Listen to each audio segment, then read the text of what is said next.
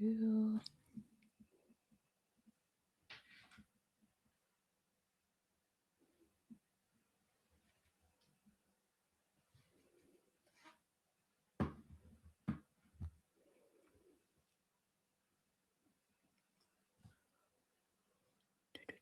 Do.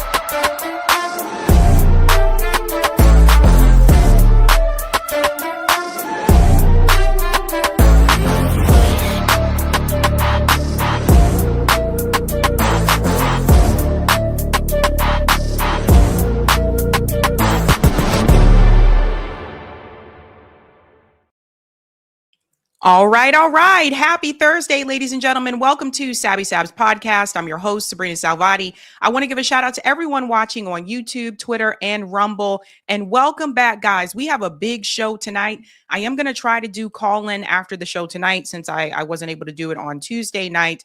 But we have a lot to talk about. A lot has happened in the past 24 hours. We are going to kick things off with our first guest. First and foremost, I do want to go ahead and show you that thumbnail to show you what I am going to discuss tonight, ladies and gents. Tonight, we are discussing, again, a lot is going on. Iran has ramped up. They have ramped up despite what Donald Trump is telling you. We're going to talk again about this letter that just came from Iran's president, which I think is very important. Larry C. Johnson is a part of this discussion. And Donald Trump apparently is panicking in some way, shape, or form. We'll get into all of that. We're also going to discuss breaking news. Pam Bondi has been fired. What does this mean for her and the Trump administration? We're going to talk about that with our guest, Danks. We're also going to discuss this idea of Big Brother and what Larry Ellison is talking about and why we should be concerned about surveillance. I'm also going to discuss Alex Jones appears to be officially flipping on Donald Trump for real this time. And he was crying in this video. This is what happens when you make one person your hero. But we're going to get into that. We're also going to discuss AOC. It was just announced that she is surging in the new Polymarket poll as a leader of the Democratic Party because of her position, her new position now, that she is not going to support American taxpayer money going to fund the Iron Dome. But we got to look at the details. We got to look at the details. I'm going to get into all of that. I'm also going to discuss, if you haven't heard this story about R&B singer Brandy Norwood, she has published her official memoir. And in this memoir, she is admitting that she did have a relationship with Mwanye Morris from Boys to Men when she was underage. And it's causing a lot of stir. I thought a lot of people knew about that, but apparently from the responses, a lot of people didn't know. So we're going to get into all of that tonight, ladies and gents. So let's go ahead and bring in our special guest. It's his first time here. His name is Danks. He's an excellent researcher. I've seen a lot of his stuff, and he's also a commentator. Let's go ahead and bring Danks in. Welcome. How you doing, Sabby? Thanks for having me. It's a pleasure to be here. Big fan of the show, and it's a privilege. Thank you. Well, thank you. Thank you so much for coming on. I've been looking at a lot of your work. Again, you do something that many in independent media don't do, and that's the research. So I think a lot of the things that you talk about are really important.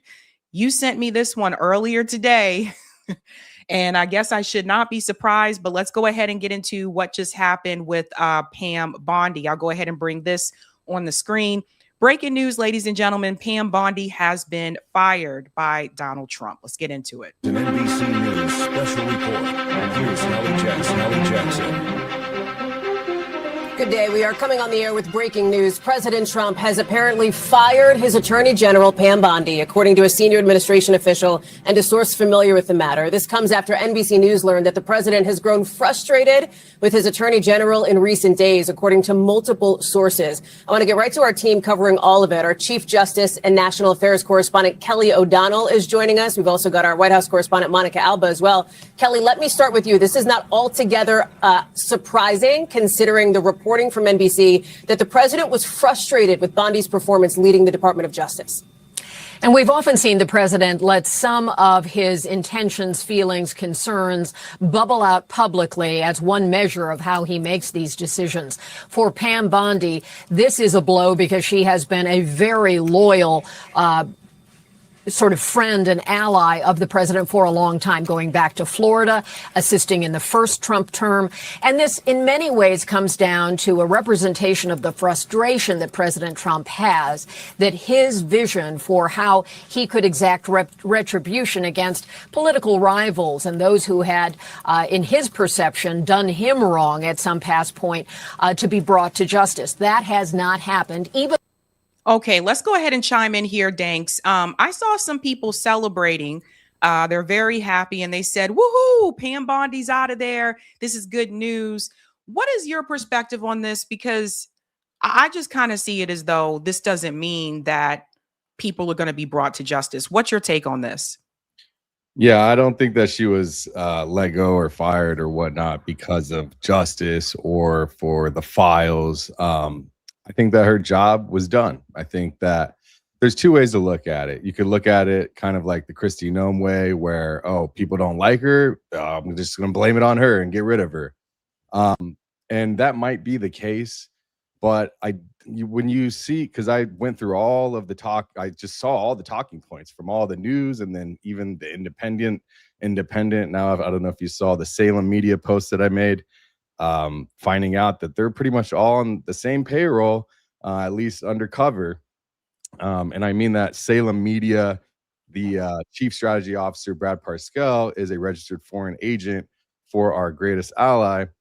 The thing is, they all have the same talking points. And what they're alluding to is that Trump is disappointed with the way that she handled the Epstein files. And the thing is, maybe that's the case, but not in the way that we want, right? If we look at the timeline that she's been in the administration with him, she had dismantled pretty much anything of importance for oversight.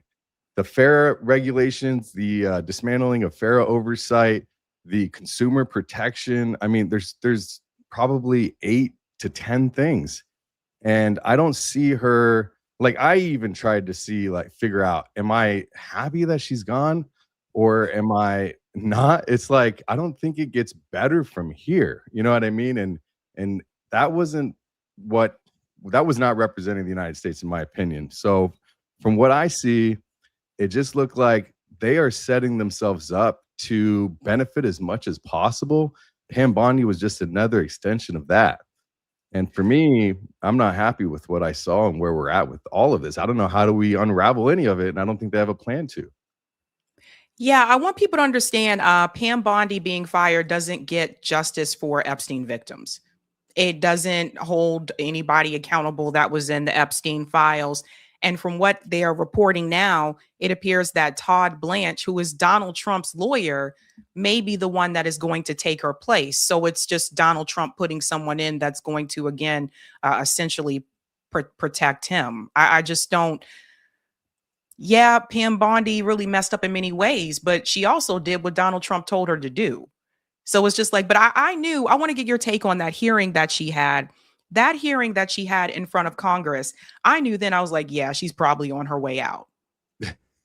Yeah, I mean, there's almost no words for it. You know what I mean? It's like it's a meme at this point. The Dow is up. We've all heard it, right? It's like, if that's what who told you to say it? I could imagine Trump just saying, just tell him the Dow is up. Don't worry about it. Just tell him the Dow is up. It'll be fine. And we're all making money. It's all good. And they're so disconnected from what the people want, and I don't know if it's them being inside this little bubble, but they don't see the all of us chanting at the wall, like, release everything, like transparency, and we're not getting any of it. So another one bites the dust. But I'm very disappointed. I got to tell you, Sabby, I'm actually very concerned, not disappointed. I'm overly concerned at this point, because I don't see where they're going with this. They're acting as if they're the last presidency to be. It's really interesting. I want to play a little bit more here for people, just for more context. If you're just joining, Pam Bondi has been fired by Donald Trump. Also, for those who are not aware, she was just recently with Donald Trump at the Supreme Court hearing. Here today, gone tomorrow. She was really just with them. And this happens. Though this Department of Justice under Pam Bondi has attempted to do so in a number of areas where we've seen the failed attempts to prosecute James Comey or Letitia James. Then there's the broader issue of the Epstein files. There was a moment where Pam Bondi, who in the journey of her time as Attorney General has been both loyal but has also committed some self-inflicted errors. She talked about having the so-called Epstein list on her desk, and that never materialized. She had led people to believe there would be more coming on Epstein. And then initially last summer, the Department of Justice said the files would be closed. There was no action to be taken. And that triggered a groundswell that was a broader political coalition than you might expect. Certainly those in the MAGA community, and then those who were very supportive of the survivor community around Epstein. Hallie, you've talked to a number of those survivors, and there was a political engine that developed around them, bringing it to a point where Congress required the Department of Justice to produce those files. They have done so, but only in a limited way. It has not been the full set of files. So Pam Bondi has not been able to insulate the president from some of the criticism related to the Epstein ordeal. She has not been able to deliver on some of his desired prosecutions. And that frustration has apparently bubbled up. All the ways in which she has been loyal were certainly put in a back seat. And she was in the seat with him yesterday, going in the beast, as it's known, the presidential limousine, to the Supreme Court to listen to one of the key ideas of his time in office, which is birthright citizenship that he wants to challenge. Apparently, she was unable to save herself in those personal direct moments with the president. She attended his speech last night in the White House. So personal relationships only go so far. Loyalty is sometimes only one way when we observe Donald Trump. And Pam. Yeah. So one of the other things I want to mention to people too is that it was also reported that Pam Bondi begged him not to fire her. So now she is going back in the private sector. And one of the questions that I also have is, does this mean that she's fair game now? Because we were talking on this show about the fact that Pam Bondi, Kash Patel, everyone working for the Trump administration, they're not going to be working for the Trump administration forever. And then eventually at some point, people can try to hold them, legally responsible for Epstein or whatever. Same thing for Kash Patel. He's not safe either in my book. I don't think anybody's safe at this point. If it makes Trump look bad, I mean, he already looks bad enough. The ratings are down. Whoever's filling his ear with he's the greatest at this point, it's just delusional. We got to remember, look, even like I know a lot of people say he promised to release the files, and in reality, the actual verbiage is not that, right? It's like, I think we could, we might, I would, but that would damage a lot of people. So he never 100% committed to that, particularly in general. Although before, so that's what's confusing people is before that, he was mocking people. Oh, Bill Clinton looks bad for being on that plane, or this person, that, or. But the thing is, at the end of the day, we all know the House comes down and they're not going to release any of that. And I don't know. I think that this could be a publicity stunt. It's an interesting midterms move. If you think about it, like maybe they try to shed some light of hope into the administration with somebody new, but I don't know how that would play out. You know, when you're talking about child corn coming out from, that was like May of last year, I think May something. We've got this and in the files, and then we see all of this treacherous stuff, just damning evidence of at the best case malfeasance and disruption of young adults and all kinds of stuff, you know, from the jerky to the whatever, you name it. That one thing that really disturbed me from those files themselves, and the fact that she was in Florida when Epstein himself was going through the first round. You know what I mean? So she's seen all of this through, and it feels like she was just walking this through up to this point. But what I was going to say is what disturbed me the most, I don't know if anybody's seen, probably you have, that picture in the files of the underneath the house. It looks like there's just like a place you dump right into the ocean. Have you seen that image? Yeah. That's disturbing, because what is that? You know what I mean? On top of all the things that we've seen, I don't know where they're going to go from here with that. But obviously Bondi is broadly ridiculed on all sides, bipartisan. And I don't know. What do you think? Where do we go from here? Do you have any idea what Trump might be thinking? Where they're going to go? How a replacement would even work out, and where they would take it? I think that Donald Trump, you know, there's always someone that's a scapegoat, right? So I think that it was decided that she was going to be the scapegoat. She's going to be the fall guy, or in this case, the fall. I said that today. Yep. Yeah, they had to pick somebody, right? And like I said, I don't think Kash Patel is safe either. Like Donald Trump may not be done with his firing. So just letting people know, but it seems like they were going to pick somebody to go down for this. You brought up an interesting point about the midterms. It could be a move in that direction so that he can try to convince people, well, you know, he said she was a great person. He likes her personally, but he said that, you know, obviously she wasn't getting the job that he wanted done. And he could be doing that to try to help the Republican Party in the midterms. That's an actuality. Like that could be a part of his plan, but they were going to throw somebody under the bus. And so they said, well, it's easy to throw her under the bus, especially after that hearing that she had in front of Congress. There will probably be more that he will fire. I think a general was just fired as well today. So there's probably more to come after this. It seems like he's trying to clean the slate a little bit here to help the Republican Party in the midterms. I don't think it's going to work, though. I really don't. I think the Democrats are going to have somewhat of a sweep, at least for the House, in the midterms. Don't know about 2028. I feel like that's still a very long time away. But I do think that the whole Epstein file situation, I'll tell you what people have said to me. With everything that we covered about the Epstein files, a number of people have contacted me, you know, said this to me publicly and privately, that seeing all this come out and seeing how it's bipartisan, it makes them completely lose faith in the electoral system altogether. And they feel as though everybody's corrupt. There's nothing we can do here. That's what a lot of people have said to me. I mean, I always try to advocate for people to organize on the outside of electoral politics, and that electoral politics is just one of the tools in the box that you can use. But I think that it really opened a lot of people's eyes, and people are really like, I would say, disappointed and demoralized. Yeah, demoralized is something to say the least. I'm worried again. Like I said, where do we go from here? And you mentioned electoral politics. I mean, Democrats lead Republicans on the generic congressional ballot.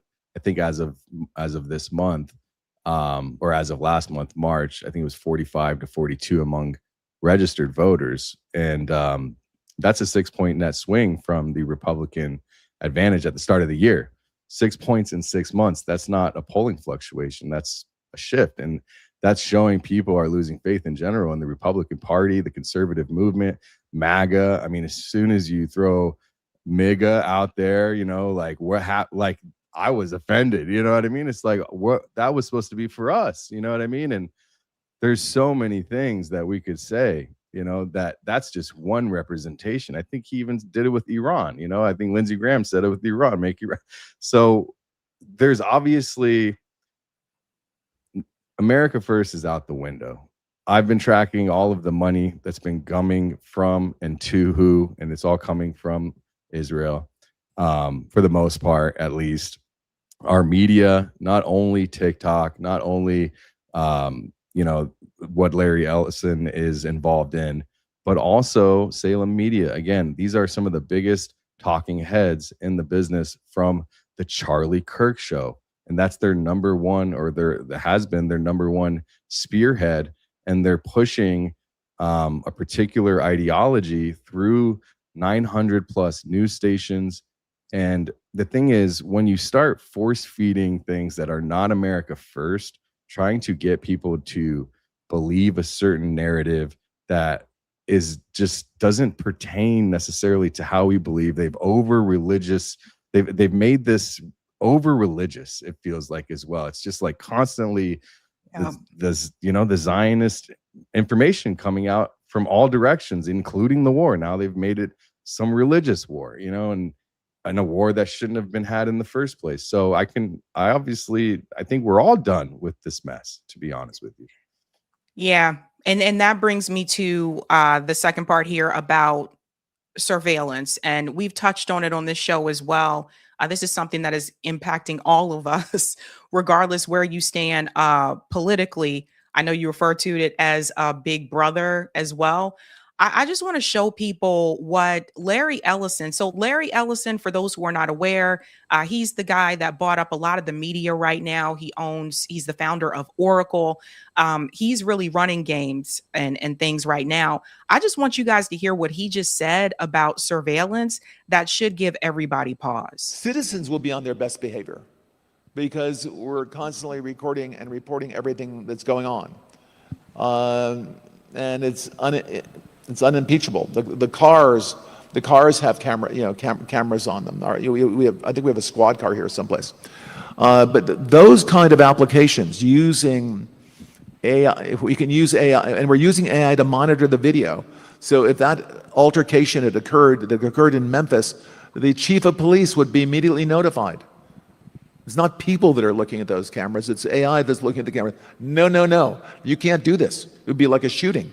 That's going to be an event that's immediately, an alarm is going to go off. It's going to be, and we're going to have supervision. Citizens will be on their best behavior because So what Larry Ellison is talking about here is very scary. And he's very much pro surveillance. They want to watch us all the time.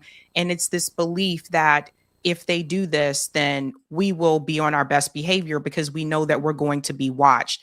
I know you've done a lot of research about this whole big brother idea. I want to get your perspective on this. Yeah, recently Oracle put out a press release a couple of days ago, and in their own words, I mean, they announced the launch of Oracle. It's called Oracle AI Data Platform for U.S. federal agencies. Now, that's the type of language in a press release we should really be paying attention to.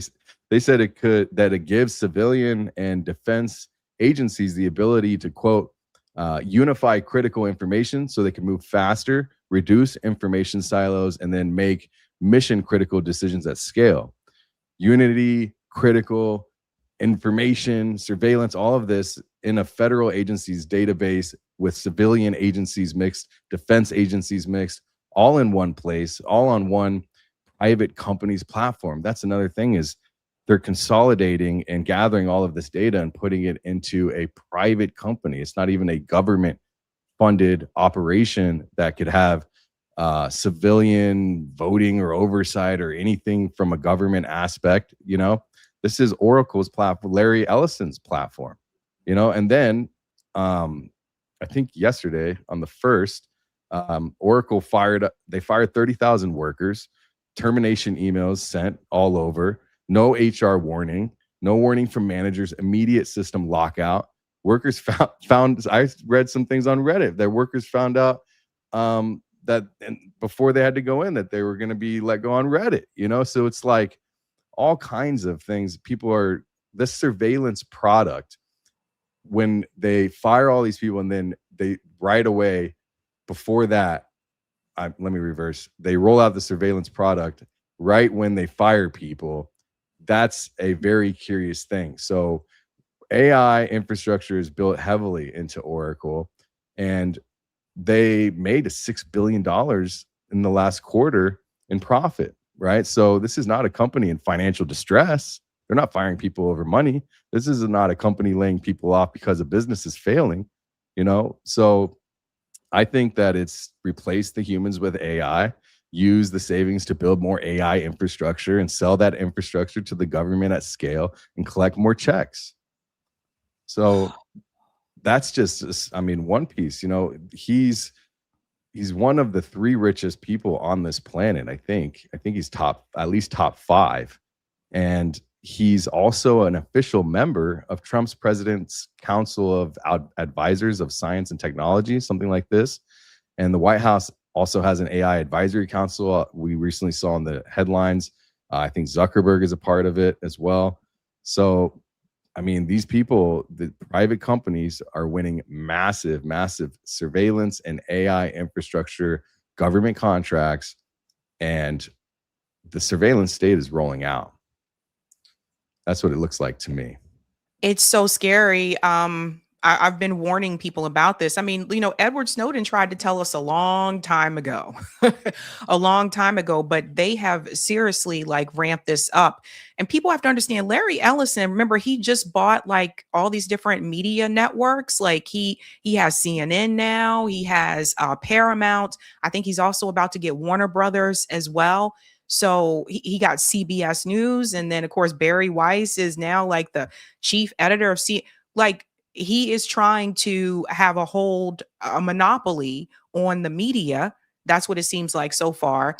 And then now, to your point about the surveillance, he also wants to watch you as well. Like, this just reminds me so much of the movie Minority Report, where they had all this type of surveillance, and then it would be predicted that, well, it's predicted you would do this thing in the future, so we're going to go ahead and arrest you and take you in now.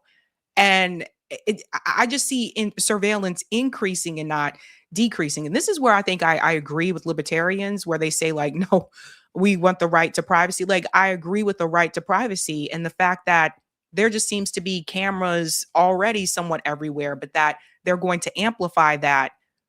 We're not going to have any privacy. Yeah, I watched a Sean Ryan episode where he was, I forget the name of the company, but they had rolled out this AI drone that can fly 100 miles an hour, and it doesn't need to be operated by a human. It can fly in and out of trees. It has a siren. It has GPS coordinates. It actually follows the person. It identifies a person, the body type, the facial recognition. And if you go into a building and you come back out, it'll just sit there and wait for you, you know? And then they're also integrating, I mean, I don't want to fearmonger or anything, but what we're seeing is this. They are setting up a surveillance state. This is happening, all right? So the thing is, Ian Carroll, I watch Ian Carroll. I've talked to him a few times as well. And he says, you know, we have a lot more power than we give ourselves credit for. And that gives me hope, because I think he's right, you know. But the thing is, we have to do something, because I don't know what we can do, you know. And I don't mean that in a way of like some dissident, you know, like naive type of way. I'm just saying there's got to be some type of way that we can push back enough to keep this from happening, because they are bulldozing straight through anything that we were fearful of and are already implementing. I mean, it's 1 year, a few months in after a year, and it feels like the whole world is closing in on us, and it's just a few people at the very top. And then what did they do? They fired anybody that would hold them accountable. They fired any legislator or legal counsel that would hold them accountable. They bought Trump Jr. owns a large significant portion of Poly Market. So they're allegedly, in my opinion, making predictions on if you go look at Poly Market, it's like, what will Trump say at this announcement? Will we finish this in Iran at this date? If you own Poly Market and you were in the White House, what do you think is going on? Okay, so it's from all sides. Crypto, they disbanded any significant oversight for crypto, because what are they doing? As soon as they got in, they wanted to make a bunch of money in crypto. It's like every time they take out oversight, what did they do with AI? They released it for 10 years with no boundary. Oh, because of China, right? So when we look at this, we have to understand that we are in a situation now where it is us versus them at this point. And I hate to say it that way. I really do, because I don't have that type of bone in my body where I want to be against my government, because they actually work for us. You know what I mean? Like, that's the reality, and that's how it should be. And I think that we have forgotten that, and they have too. So that's why I started the website that I built, americansfortransparency.org, where I put all the money out there and I show who's getting what, where is it coming from, where are the foreign agents, what companies, how many churches are geofenced, what is the geofencing for, at least to start the ball rolling on people, the general populace, understanding that there's a lot more going on here behind the scenes, and that you're not going to get from watching The Real Housewives or Fox News. So exactly, I'm just trying to do what I can, but it takes these conversations, but at scale and constantly. And that's why I tweet 4 times, 5 times a day, the same thing, different ways, to try to reach as many people as I can.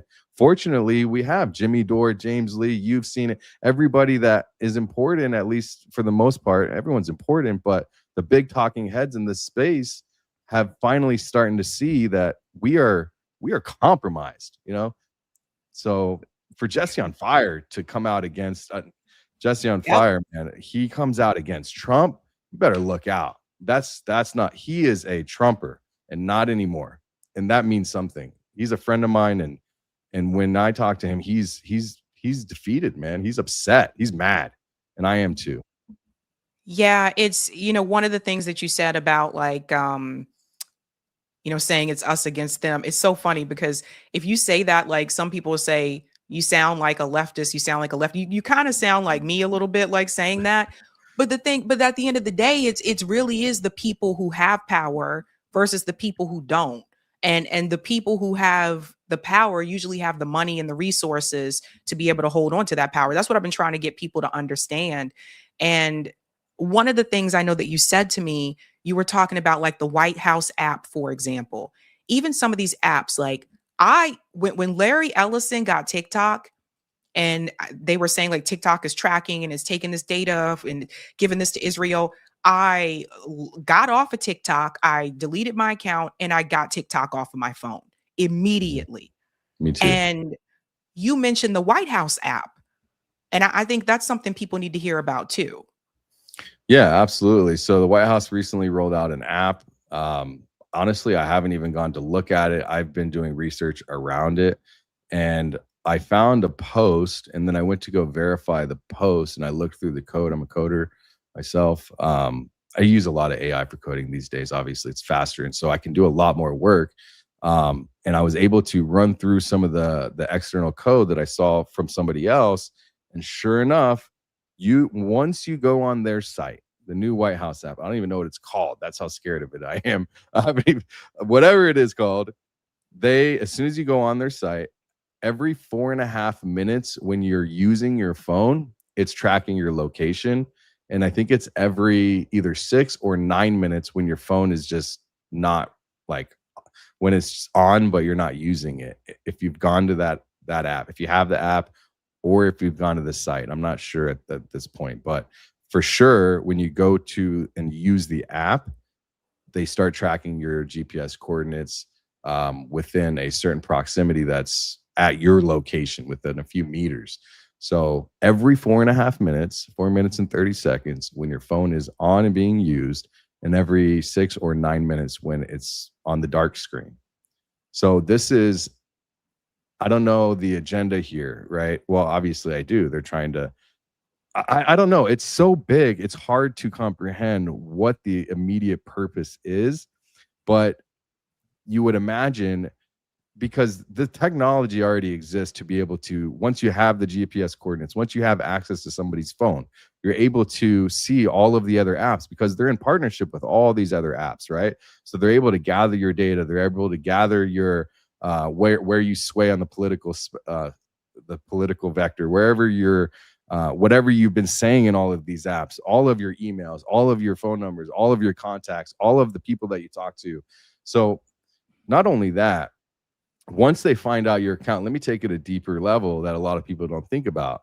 I work a lot on the back end of websites, YouTube, through YouTube API keys or authenticators, Google, Discord, X. All right. So for example, once they learn your X account through that app on the White House, they source your location, they source through other apps to get out your information, and boom, they got your X account.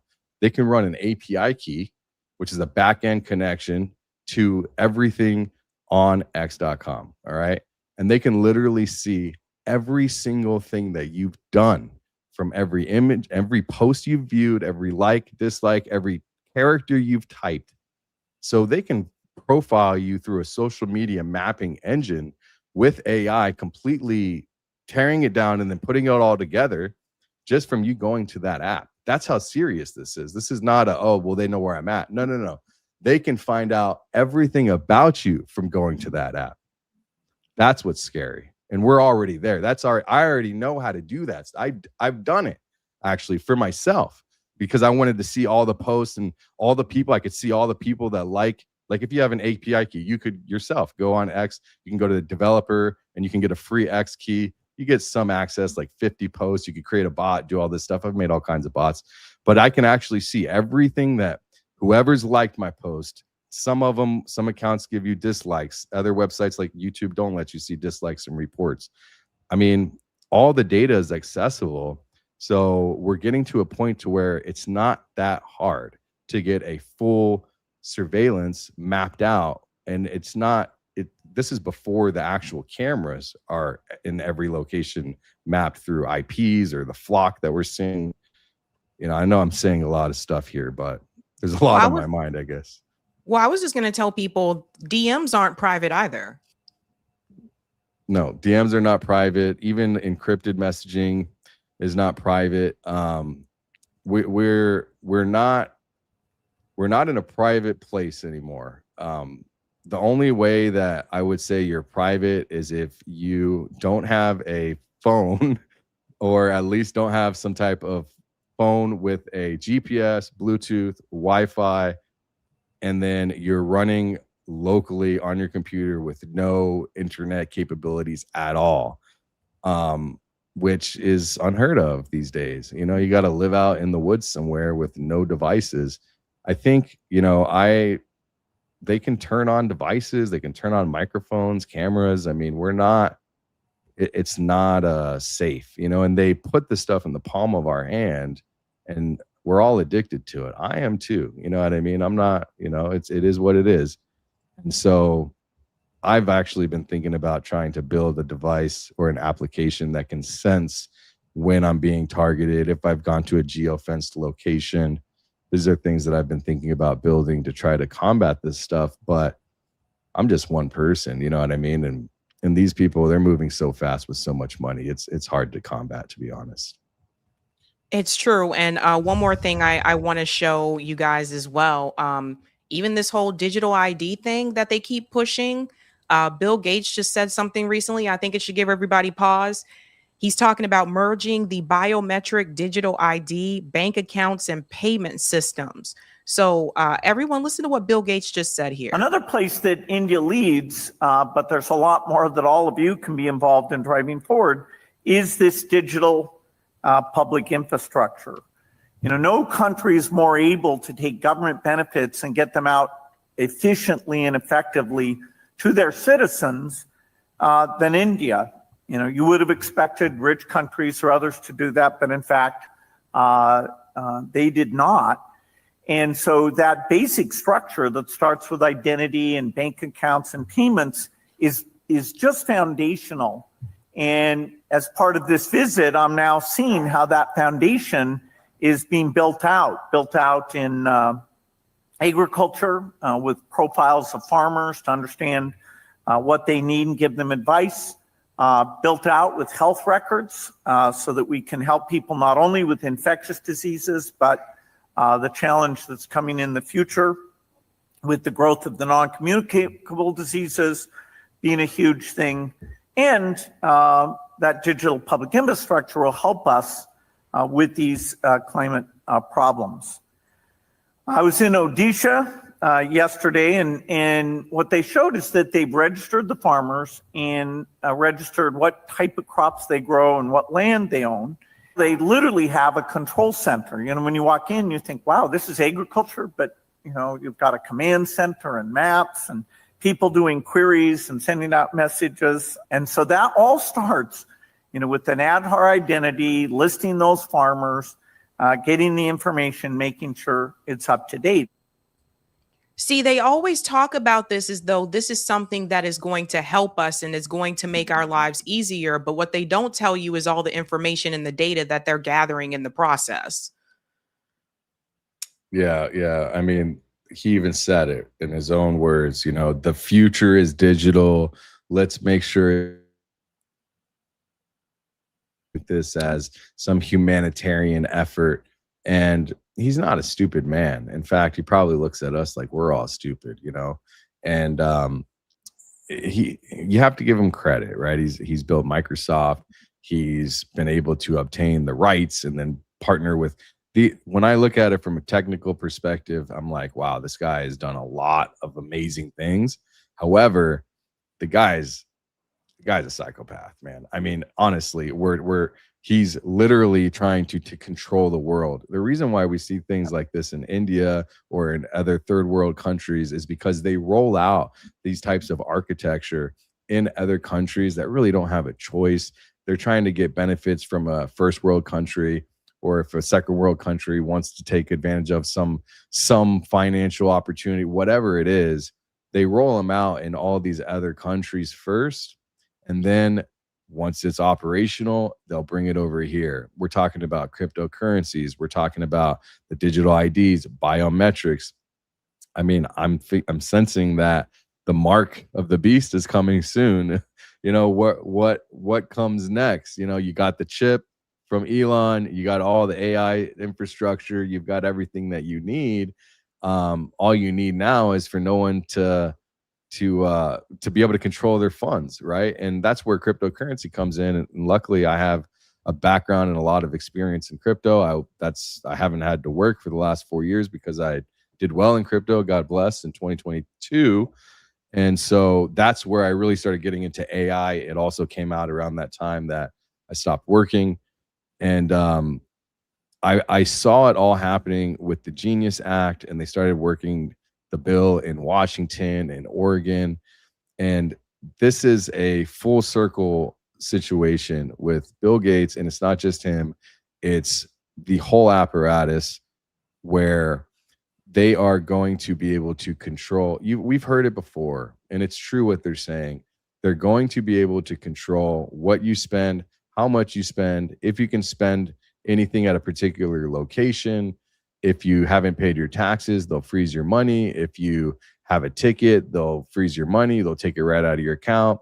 Once we have to fight to stay on the dollar as long as possible, or some physical, actual monetary system that's not dependent on just digital currency. Because once we go there, besides this is all compartmentalized, but the way I think about it is it all comes back to control and being able to identify where we're at, what we're doing, what we're spending money on, what we're planning. And why would anybody want to do that? Why would they want to do that? But I'll tell you what, being on my side and seeing how valuable data is, imagine having the data of what someone thinks, the predictability, where they're going to go. You know, I talked a lot about Superfeed Technologies, Tyler Boyer's company, the same company that Lori Fransby sits on. And they're sending their data. Now, this is alleged because I can't prove it because I'm not on the inner workings, but I do know that Superfeed is built in Kiev, Ukraine, and their devs in Kiev, Ukraine are building Superfeed technology applications for TPUSA and a variant of other political systems and companies. They're actually building them on generators in a war zone, and they're sending American conservative data over the cloud to Ukraine, where there's Russian intelligence. Think about how that data, like the data is so valuable for Bill Gates and for OpenAI and for Google and for now Wiz, which is a Unit 8200 company. Unit 8200 is like the cyber intelligence out of Israel. They are the most advanced cyber intelligence technical infrastructure builders on this planet, actually. And they're all inside of our AI, all of our commerce, in all different places. And when you add all of these powerful people together and control the data and the AI systems that harvest the data and build this like mapping system of all of the things I just spoke about, where, who, what, when, and how, they control it all. And where do you go from there? You know, I feel like I'm rambling on that point, but to me, it is scary, man. It's scary because I know how this stuff works, and I know how fast it's growing, and a lot of people don't, you know, and hopefully somebody watching this understands that we're not fear mongering. We're just I'm trying to just raise the whistle a little bit. You know what I mean? That's right. Well said. Thanks. Thank you so much for coming on. Before you go, where can people find your work? You can find me on X at Dankster Intel, like gangster, but with a D Delta, Dankster Intelligence, on X and YouTube and Instagram. And yeah, I hope everyone gives a follow. And Sabby, thanks again. I hope you all stay blessed. I always tell people, keep your head on a swivel, because things are moving really fast, and be good to people, man, because we don't know how long we have. So I appreciate it. Thanks for having me. Thank you. Thank you so much. Absolutely. Take care. Bye. Bye. All right, ladies and gentlemen, that was Danks, again, a researcher and commentator. He does a lot of research. Definitely check out his website, especially if you're interested in following the money. That is something that he is really, really good at. So check him out there. I do want to go ahead and give a shout out to Sabby patrons. Thank you guys so much for all of your support and for keeping the lights on around me. If you're interested in being a Sabby patron, I have 5 categories. We have the ultimate, the Sabinators. Don't forget about the Sabsters. We love them too. We also love the Sabbies, which is the most popular group around here, fam. And of course, last but not least, we have the members. All of their names are listed here, ladies and gents, and you can also see their names scrolling across the bottom of the screen there on the ticker throughout the show. I want to give a shout out to new Sabby patrons who we call newbies. Let's give it up for Camilla Soul, Lo, Valentina McKinley, and Terry. Welcome to all of you, and thank you so much for your support. Tonight's theme, I want to remind you, ladies and gentlemen, is read the fine print. Read it. And you'll see that especially with our next story here. So read the fine print, ladies and gents. Do that for me, could you? All right. If you haven't done so, please do me a solid and smash that like button. And if you're new, don't forget to like, sub, and share, just like a Care Bear. Let's go ahead and get to the next story here, ladies and gents. Well, people are turning on Donald Trump. One of them broke down crying because they had to admit what Donald Trump has become and who Donald Trump really is. And out of all the people, I did not expect this person to officially, finally turn on Donald Trump. And that is Alex Jones. Alex Jones, I guess, is finally admitting that Trump is done. Now, we're going to read the fine print on this one as well, because I want you to pay attention to how he talks about this in such a way where it seems like, to me, he doesn't want you to focus too much on it. That's like the message that he's bringing across here. Check it out, folks. Believe it or not, Alex Jones officially turning on Donald Trump. To Mark Mitchell. By the way, what's going on with Mark? He usually comes on quickly. What's the ETA on Mark Mitchell coming on from Rasmussen, top pollster in the world? He was warned of this 8 months ago, 6 months ago. The slide started. These are real numbers, folks, and I see it in the streets. Trump is at 33%. He was up at 56 6 months ago. The most popular he's ever been. In independents that 80% voted for him, he's lost 80%. In men under 45, he's lost half of them. Trump is in free fall, and that means we're in free fall in the midterms. Unless Republican candidates say, we are real America firsters, we like Trump in the past, we're sorry he's obviously had an aneurysm or something or a stroke, but we're not Trump, we're going to stop the Democrats and their plan for defunding the police and open borders and transgenderism and pedophilia and men and women's sports and giant tax increases and gun confiscations. And we just say, we're the original populist Tea Party Republicans that got Trump in. Just because he's been betraying us, we're not. We need to get more good members of Congress. We need to electioneer even harder. Even harder. That is the clear way out of this. So what Alex Jones is saying here, number one, the thing that stood out to me the most right out the bat, he tells you about the polls, right? So Donald Trump is sinking in the polls. We've been pointing this out, of course, on this show, but the numbers continue to decline. Like, it's getting really, really bad for Donald Trump. I think that Alex Jones has finally seen that the writing is on the wall, that Donald Trump is just, this ain't it. This just is not working out. And what was interesting about this, and you'll see as he go further into this conversation, he is really broken up about this and, you know, kind of teary-eyed as well. And my whole thing is that this is what happens when you put your faith and your trust and energy into one person and you make them your hero and you feel as though this person is going to save everything. This person's going to fix everything. And ultimately, when you do that, you basically take a step back because you think that now that this person is there, they're going to fix it. And there's nothing else that you need to do on your end, right? And I think this is kind of a wake up call for Alex Jones. Now, we've had this also on the left as well. When I get to that AOC story, you're going to see what I'm talking about there too. It happens on both sides. And there's a lot of disappointment that has been just coming around.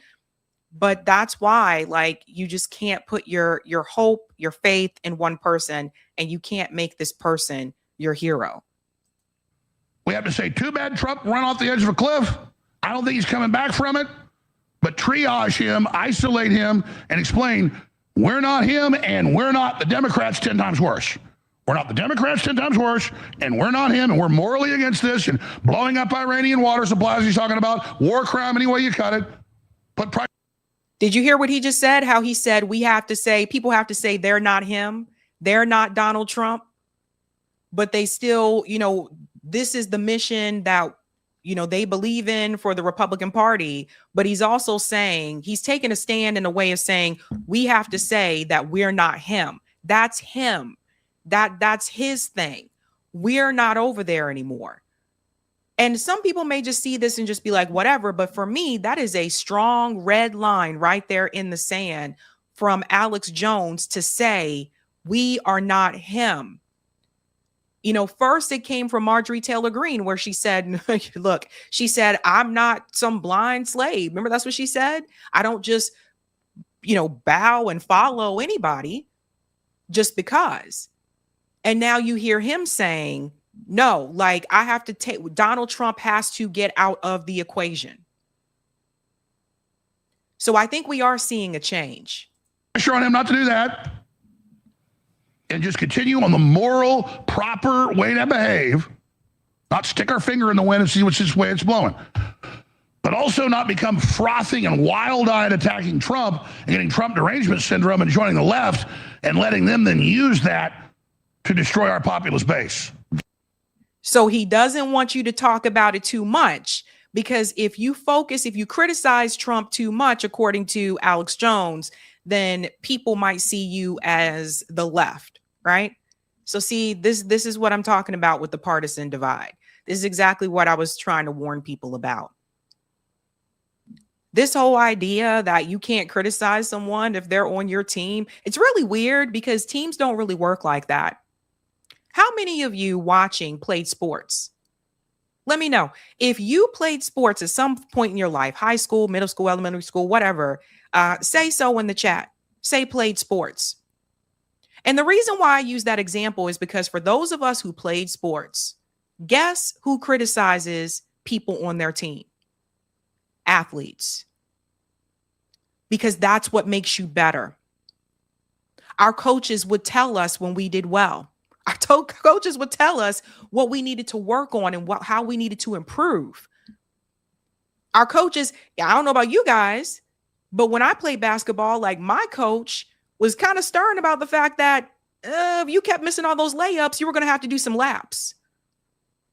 Might sound somewhat harsh today, but that's how I got better. So when you look at a sports team, yeah, there is criticism on the team from the team. And that you're supposed to learn from that, take that feedback, learn from it, work on it, improve, and get better and become a stronger team. When it comes to these political parties, that doesn't happen. It's just like, people are afraid in the Republican Party. People are afraid to criticize Donald Trump even when they know he's in the wrong. And the Democratic Party, people were afraid to criticize Biden. People were afraid to criticize Kamala Harris. Hell, people are afraid to criticize Hakeem Jeffries right now, even when he's wrong, or Chuck Schumer. So there's no accountability. And how can you improve and get better if there's no accountability? Right? Let's go on some more here. That is the way through this. I've prayed about it. I've thought about it. I've worked on it. We got to create some basic factoids and charts of this, and people like to see it contemporaneously so they can absorb that. But we need to get on this now. Get on the messaging, get the truth out there. Because our populists take back America, take back the world for the technocrat, mad scientist, death cult, George Soros, Bill Gates, Larry Fink, Klaus Schwab system is in free fall because people are focusing on Trump going sideways instead of all the horrible stuff they're doing and have done, and they're reconstituting right now.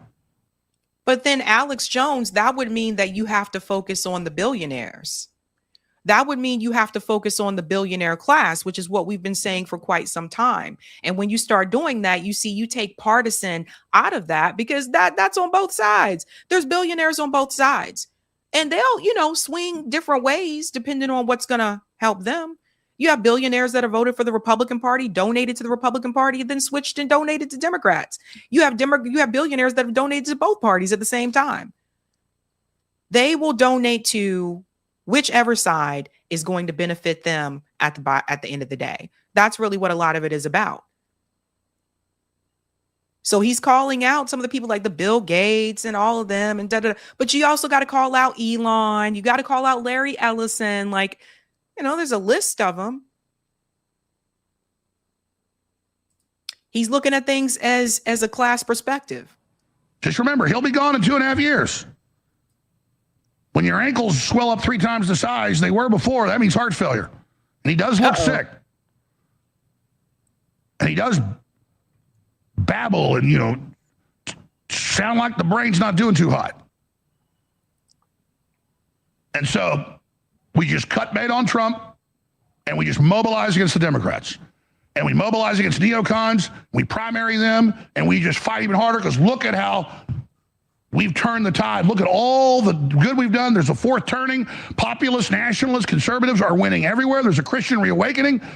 And Trump is just a minor figure in all of that now. This is a big part. He is now saying, and I'm sorry to pause it here right between someone's legs, but he is now saying that Donald Trump is a minor figure. which is really interesting because the whole MAGA thing, he wasn't the first person to say "Make America Great Again," but he brought it to the table again in the 2000s, and he was the one saying MAGA, "Make America Great Again," and all that kind of stuff. And then that coalition formed. Ronald Reagan said it too, but he didn't have these hats that said MAGA and stuff like that. But he is now telling you that Donald Trump is just a minor part of it now, that he doesn't need to be there. And in that sense, he's essentially saying that they don't really need a leader or need him as a leader, that they can do it on their own. He said there is a Christian resurgence that's happening right now. I haven't seen that. I'm seeing more questioning, if anything. And Caroline Levitt got up there with her cross necklace on, and she said there's Judeo-Christian, that this is what we are in America, Judeo-Christian. That's not what I was taught. That Judeo term just all of a sudden just happened to pop up out of nowhere, right? All of a sudden that's a thing now. The poll numbers show that the majority of Americans do not support Israel anymore. See how all of this is changing? We're going a little bit more here. And we have to be appreciative of the old Trump that went through so much and got so much done. And that's the Trump we remember. And we're just sad because that happens. Listen, my dad's dad was all there when he died. I was there when he died. But my mother's dad, who was the smartest person I probably ever knew, he was not there the last year. And seeing him with dementia and seeing him and all the stuff, well, the few things I'm ashamed of, because I went over there every week since I lived in Austin. They were here in Austin first. I moved down there from Dallas in high school. And by the time he went to the nursing home and the stuff, it was so painful to go see him. I went and saw him like once a month. He'd cry and beg me not to leave and beg me to take him with him. I should have done it, even though it was a big burden. But it was like he fell all over the place. He was out of his mind half the time. He couldn't hold down food. His throat was paralyzed from a stroke and heart attack. And I remember he begged and cried the last time I walked out of that room, and he was dead a week later. I have nightmares about it, but the man I knew was the man before that was my father, my grandfather. That's the man. That's the man. Not the man he was that last year. And that we need to be sad about Trump. This is not funny. This is not good. But he's gone. You hear that? And that's it. He said that people need to be sad about Donald Trump. I'm seeing some similarities here. Under the Biden administration, when Biden was president, I remember, having these conversations with some of my friends that wasn't like a fan of Joe Biden, but they said they wanted to have him rather than Trump. So they supported Joe Biden. About 2 years in, bud, my friends were like, it's so sad what's happening to Joe Biden. He's falling apart. He's losing it. You can tell, like, he's slurring his words. He's falling asleep at meetings. He doesn't know what's going on. It's just so sad. And you know what I had to say, like, to my friends? Why is it sad, though? Because think about some of the things that he's done, Think about some of the things that Joe Biden has done that I thought were really, really sad. Like, I don't know, preventing Anita Hill's witnesses from testifying against Clarence Thomas. He was on that panel. He stopped that. Co-writing the crime bill with Bill Clinton. I don't know. And even when he was president, he could have reversed that in some way, shape, or form. Stopping for profit prisons. Could have done something. I don't know. The way he treated Tara Reid. Those are just some of the things. I thought those things were sad. What was happening to Joe Biden, I just saw as karma. What's happening right now to Donald Trump, I just see as karma. Let me tell you guys something really quick. when you live your life, you might be at the top for quite some time. When you step on people, walk all over people, when you put people down, when you do corrupt shit and get away with it for so long, eventually, guess what? It comes back at you. That's just called karma. And that's how I see it. Alex Jones here is sad because he really believed in Donald Trump. There's a number of people that I got to tell you guys, I guess if I had to compare them, the presidents that I saw people love so much, and I mean love. Number one was Donald Trump. Like, people who love Trump, like, they loved Donald Trump. Like, I was just like, holy shit, these people really do love them some Donald Trump. Like, they loved him. The first time I saw that in my lifetime was with Barack Obama. People loved Barack Obama. The people who supported Barack Obama loved Barack Obama. And I found that out the hard way when, I criticized Barack Obama going to Flint, Michigan and pretending to drink that water. Yeah, I found that out the hard way. People told me I could not say anything negative about Barack Obama. But I'm not here to say that you can't admire people, but what I am here to say is that you should never let it get to the point where you admire or idolize someone. I'll say idolize. You idolize someone, especially so much that you can't even, when you know they're doing wrong, you feel like you can't say they're doing wrong, right? Or where you lose hope and faith within yourself because you put all this hope and faith and energy into that one person, especially of all people, a politician. Come on. These are things that we learn as we get older and as we grow. And I didn't know that, years ago. I didn't realize that. I put a lot of hope in a lot of these politicians. And as I've gotten older, I learned to realize, why am I putting so much energy and hope and faith into them, especially for some of the things that I can do on my own? So I think this is what Alex Jones has come to realize, that, man, this sucks because I put so much energy and hope into this one person. And all the people rallied around him. You can see Hegseth's freaked out. You can see the press secretary's freaked out. They're being loyal. They think it's the lesser of two evils. And okay, but I just, Trump needs intervention. He needs to take some time off. We need to pray for Trump, that the Holy Spirit touch his heart and loose him from whatever evil control he's under. I'm serious. And I think that's the answer. We need to pray for President Trump. We need to pray. He really stressing out about this. Do you guys see this? Pray for other people to be awakened. We need to pray for justice and peace because we're in so much danger. So basically, I'm saying my grandfather was dead a year before he physically died. The brain was gone. Dignified, smart, tough, super ahead of the curve, a futurist, a veteran, a prospector, a wildcatter. He done it all. And he was dead a year before he physically died. And I think Trump's starting to enter that territory right now. Eric Powery says, pray for yourself. Exactly. I'm like, why does everybody have to go pray for Trump? Pray for yourself. Pray for yourself. That's a that's a really good one. But to his point, yeah, you're already starting to see where Donald Trump is starting to lose some of that cognitive. We talked about this under Biden as well. When Biden was starting to lose like some of that cognitive ability, you're seeing that with Donald Trump too.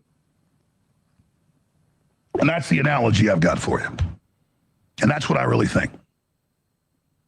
And the left will take 5-second clips out of that and have it out of context. That's fine. That's what liars do. We know you're a bunch of lying scum. You're going to do what you do. But people that know the truth know the truth. Ladies and gentlemen. So, yeah, Alex Jones there saying that Trump is pretty much done.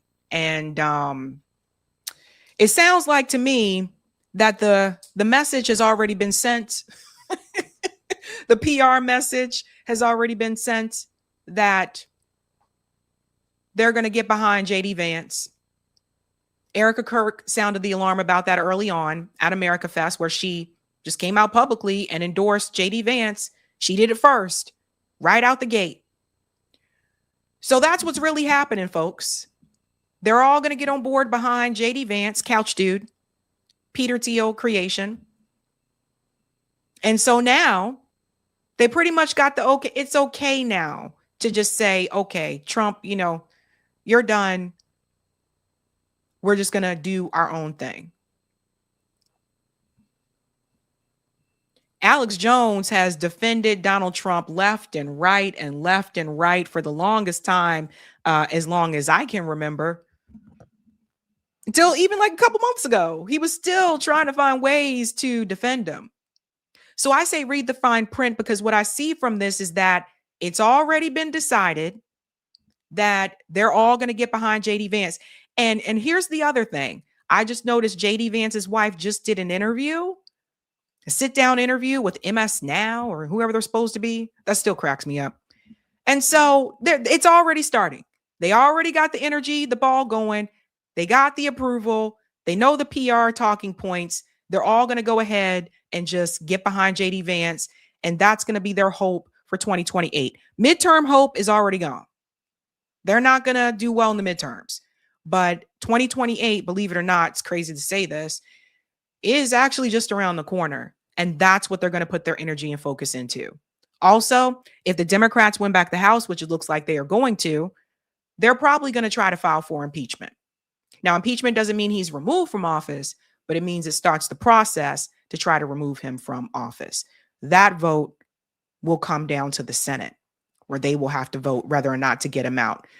Anyway, it's a sinking ship. He sees it's a sinking ship, and now people are ready to hop off. And see, this is what I was telling you. If Marjorie Taylor Greene didn't make that decision back when it was unpopular to do so, and she was the first one to say, I'm jumping off this damn ship, it makes you wonder where people would be right now. Would as many people feel as comfortable saying what they're saying about Trump now? Something to think about. All right, let's go to some of the comments here, ladies and gents. We are all Pam Bondi now.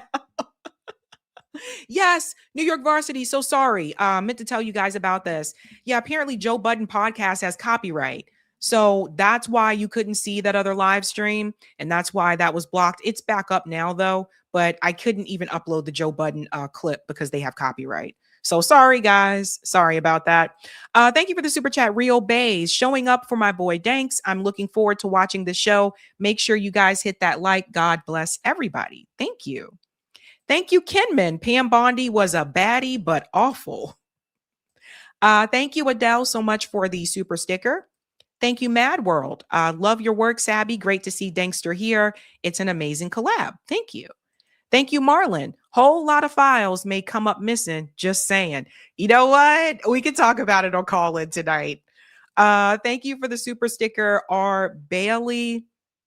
Oh, I think you sent two of them. Thank you for the super sticker as well, R. Bailey. Thank you. Thank you for the super sticker, William. Oh, William, you sent two too. I wonder if you guys meant to send two of these. But thank you for this one as well. Thank you, Marlon. When you fire thousands of people without notice, you're probably going to need some protection, a lot of protection. That's a good point. Thank you, Measured Man. Yes, the White House app got a community note for not disclosing this and that it handshakes phones near you. Oh, that's scary. Thank you, Brotherfly Lineage. Guess the DOW couldn't save her job. The Dow? The Dow! Thank you, Marlon. They can track anybody anytime they want. Thank you, Measured Man.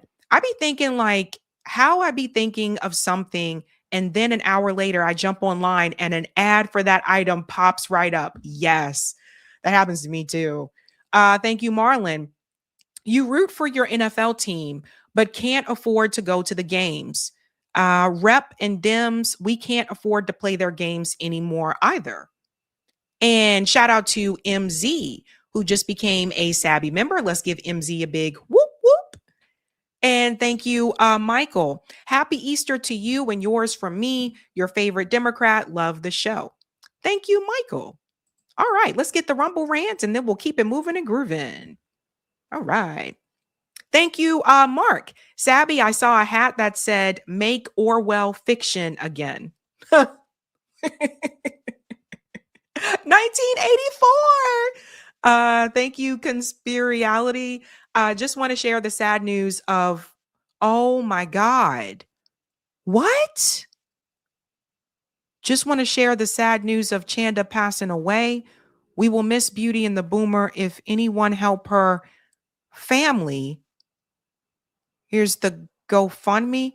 Okay, I have to look into that. I didn't hear anything about that.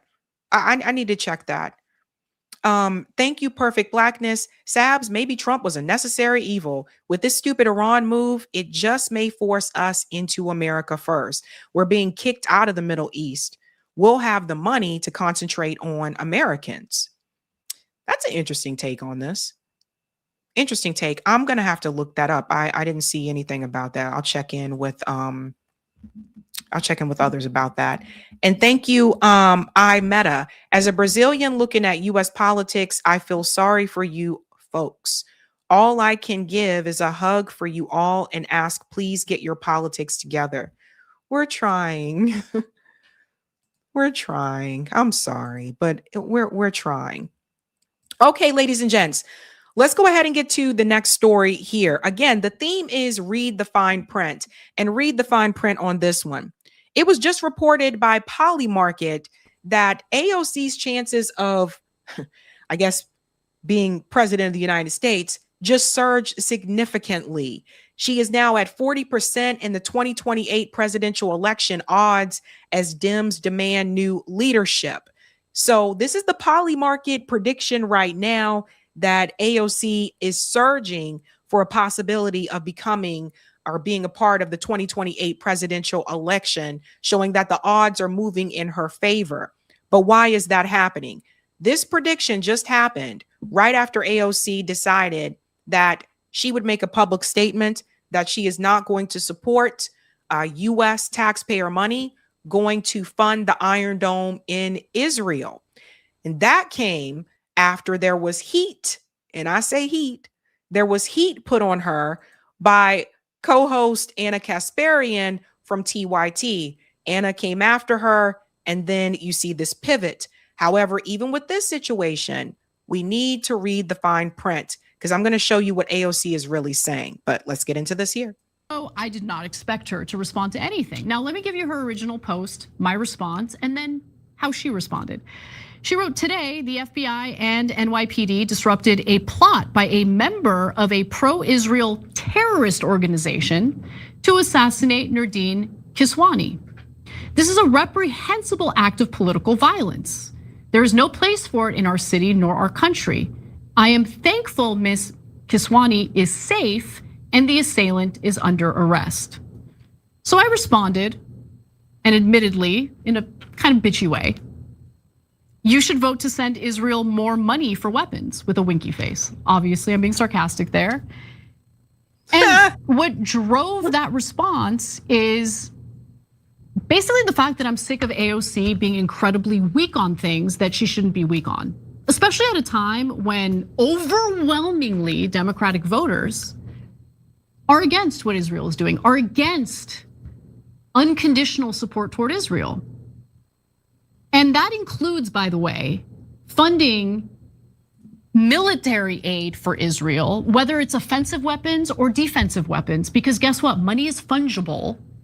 And I think that, and I mean, I don't think, I know based on now multiple organizations, including organizations within Israel, that Israel carried out a genocide in Gaza. That continues, by the way. They're trying to do the same thing in southern Lebanon. They already noted that they're going to annex southern Lebanon, just take the land. They displaced 1.2 million Lebanese people. They won't be able to return to their homes. So they're committing these atrocities and war crimes. Why would you want to give them any money for anything? So this is a good question. And I do just want to point this out. It's really important. It doesn't matter if it's offensive or defensive like weapons. Even when it comes to the defensive position, the fact of the matter is that we talked about this before. It's basically like giving a school shooter a bulletproof vest. and they walk into the school and they kill as many people as they want, but they're still protected because they have on that bulletproof vest.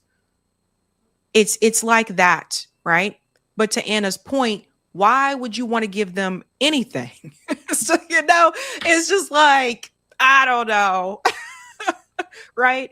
Now, some people saw this and they got mad at Anna and they felt like she was being too harsh with AOC, and then vice versa. Like some people felt like, AOC, what are you doing?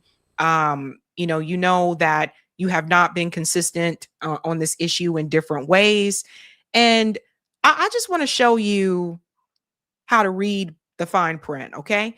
So after that, back and forth with Anna, the announcement was made that AOC has committed to voting against any spending on arms for Israel, including defensive capabilities like the Iron Dome at tonight's NYC DSA Electoral Forum.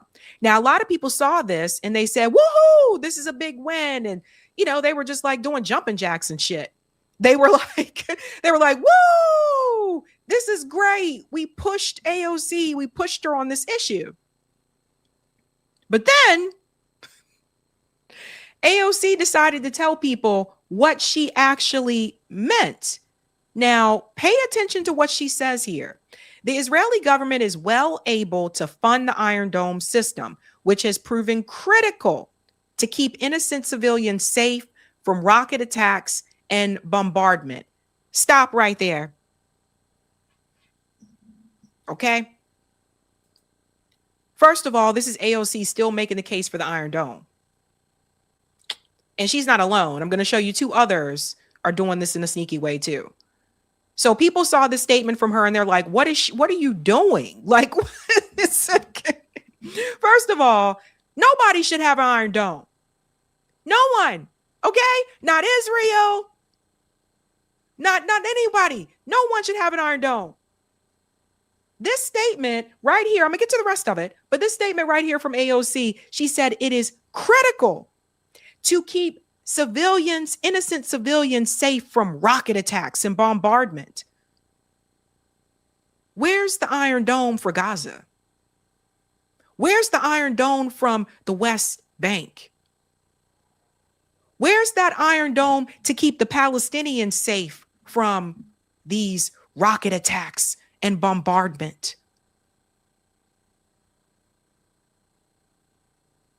And settlers coming in and stealing their homes, burning their crops, killing their goats. Where's the Iron Dome for those people? So she literally, right off the bat, who is acknowledged first? Israel. Let's go on and read the rest. Consistent with my voting record to date, I will not support Congress sending more taxpayer dollars and military aid to a government that consistently ignores international law and U.S. law. She's tricky here, right? Because she says consistent with her voting record. But she has voted present on the Iron Dome. But what she'll say here is because she voted present, she didn't actually vote for it. You see how people use this in a tricky, sneaky way? So she could always come back if she's attacked by AIPAC or any other pro-Israel group. She can always come back and say, well, no, I did not vote against funding for the Iron Dome. I voted present. And she could say to the progressives and leftists and socialists that come after her, she can say, no, I did not vote to fund the Iron Dome. I voted present. That's why some people do that. Netanyahu allies in the Knesset just approved a $45 billion defense budget, and Prime Minister himself also asserted his interest in withdrawing from the MOU with the United States in January. It is fully within our ability to fund the Iron Dome and within their ability, to fund the Iron Dome and other defensive systems. Our allies who need our military aid must understand that we will provide it consistent with the Leahy Amendment and the Foreign Assistance Act. So let me tell you how she tells on herself here. And they all have the same talking point. Ro Khanna and Rahm Emanuel, they all got the same talking point as AOC. So you see what is happening here. I'm going to show you. She says that Netanyahu, the prime minister himself, also asserted his interest in withdrawing from it in January. That's true.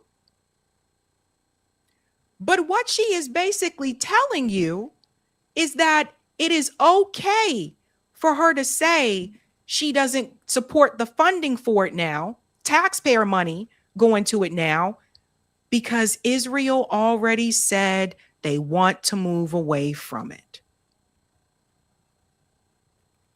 And some people are freaking out because they're like, there are Palestinians on X that are calling her out for this. And then there are members of DSA that are like, leave her alone, get off her back. Like, it's just wild. Like, I saw DSA members turn into straight up K-hives over AOC. Same type of energy, same type of hostility over AOC instead of Kamala Harris. This is what happens when you put your hope and energy in one person. People are going to fail you. You have to learn how to deal with that in life. So the New York Magazine reported it there about her position. Let me get into this a little bit more. Kate said, I've been trying to figure out why we see everyone from Rahm Emanuel to Iglesias to Roe and AOC to Lindsey Graham calling for an end to military aid to Israel. I missed it, but Graham called for a prompt end to funding in January after this interview. See, I showed this on the show. Listen to this. The military aid within the next 10 years. That would be a very... I want to taper off the military aid within the next 10 years. That would be a very dramatic shift. We kept, as you say, American military support to the tune of $3.8 billion a year. Much appreciated. So now in my visit with President Trump, I said, we very deeply appreciate the military aid that America has given us over the years, but here too we've come of age and we've developed incredible capacities. And in our economy, which will soon reach, certainly within a decade, it'll reach about $1 trillion. It's not a huge economy, but it's not a small economy. So I want to taper off the military aid within the next 10 years. So I played this video on the show at the time that he made this announcement here because I knew we would come back to this again at some point. And this is what's important to understand. He made that decision. That's why it's okay for them to say it. This is not AOC and Ro Khanna and Rahm Emanuel going against Israel and the system. This is them going along with what he said. But their job is to convince you that, hey, you know what? You guys organized. You guys did what you needed to do. You pushed me, here. You're pushing the Democratic Party a little bit here. When in reality, Netanyahu had already said that back in January. And then what's wild as fuck is that she put it in her statement as if people wouldn't catch that.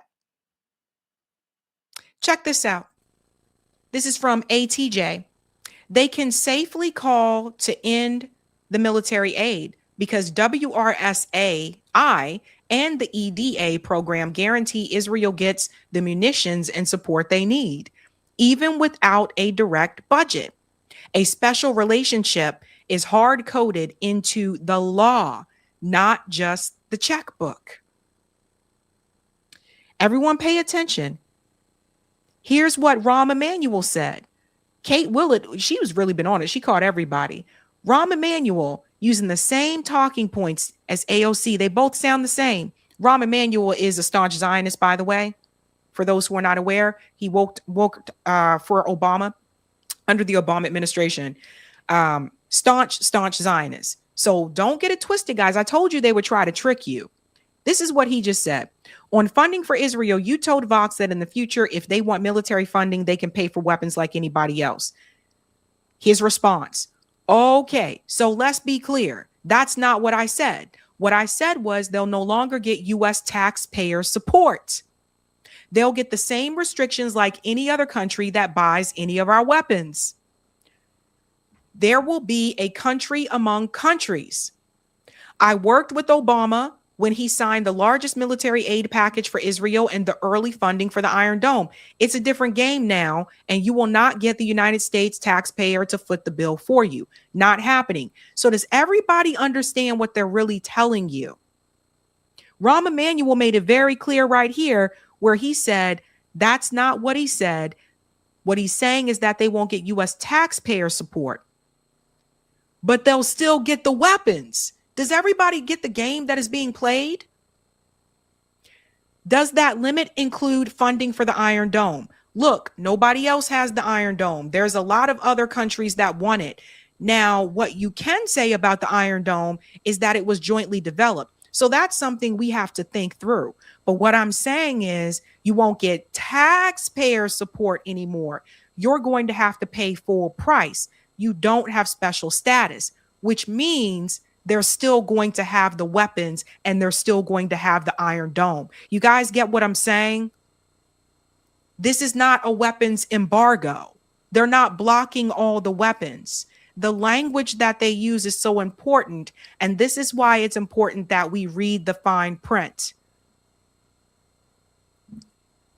Ro Khanna, same thing. Look, same thing. No on, someone is asking him, this is a no on voting to fund Israel's Iron Dome, correct? That's from Jasper Nathaniel. Ro Khanna said, no on U.S. taxpayer money going to that, as money is fungible. Israel can buy it with their own money. On offensive weapons that kill civilians, I support Sanders and Ramirez bills to block the sales. So Ro Khanna goes a little bit further and says he supports blocking the sales. But they're all sticking with this talking point of U.S. taxpayer money. They're going to still give weapons to Israel. Does everybody see what the game that's being played? And I'm not trying to be a Debbie Downer. I'm just telling you this so that you are well aware ahead of time, so that you're not tricked, you're not hoodwinked, you're not bamboozled, and you're not surprised when Israel still gets weapons from the United States. I think what the idea here is, you know, sometimes people, especially Democrats have done this. They have this tendency to, they see what's happening with movements on the outside. So they'll co-opt some of that language and then they'll say this, okay, we're going to apply that to our, you know, policy and our votes going forward. But they never take the full package. That's why I say you always have to over ask. So for example, they're not calling for arms embargo. See what I mean? Like that really mattered. There were two demands during the 2024 presidential election. That was arms embargo and ceasefire. So they water it down. Now, I want to show you the difference. Okay. We're going to make a comparison. By the way, in 2024, AOC tweeted, "This is a genocide, arms embargo now." In today's statement, she's walking back that call for an embargo and practically engaging in genocide denial. So this is what she said back then. The horrors unfolding in northern Gaza are the result of completely unrestrained Netanyahu government, fully armed by the Biden administration, while food aid is blocked and patients are bombed in hospitals. This is a genocide of Palestinians. The U.S. must stop enabling it. Arms embargo now. She was right. Notice that's not what she's saying now. The words arms embargo is not there. And some people may see this and say, I'm being a little bit too picky. With these motherfuckers, you gotta be. You have to be picky in politics. You have to pay attention to details in politics because these little details actually matter. And if anyone comes back to her like years later and they want to say, hey, you said that you weren't going to support funding for Israel or giving Israel and she'll be able to point back and say, no, actually what I said was I would not support U.S. taxpayer money going to weapons for Israel. If you really want to know, and you know, AOC is really good at playing the political game. If you want to know how she's felt on this issue and where she's moved, and you can find it right on her website. I'm gonna laugh if this is deleted after I share this, but you can find it right on her website, right here. Here's one from April 20th, 2024. This one's important for people to see. Look at this. Our votes against HR 8034, our votes against supplying more offensive, see, there's that key word, offensive, right? Offensive weapons that would result in more killings of civilians in Rafah and elsewhere. We believe strongly in Israel's right to self-defense and have joined colleagues previously in affirming our shared commitment. Let me make this bigger because I want you to see this part. All of us support strengthening the Iron Dome. I mean, this was 2024, guys. This was 2024 in April. This was before the presidential election. It's on her website. They still support the Iron Dome. And she made that clear in her statement. Here's another one on her website that I think people should see here. Let me highlight this one. Today is devastating for all those seeking lasting peace and respect for human rights in Israel and Palestine. I condemn Hamas attack in the strongest possible terms. No child and family should ever endure this kind of violence and fear, and this violence will not solve the ongoing oppression and occupation in the region. So this was right after October 7th. An immediate ceasefire and de-escalation is urgently needed to save the lives. But the ceasefire and de-escalation doesn't remove the occupation.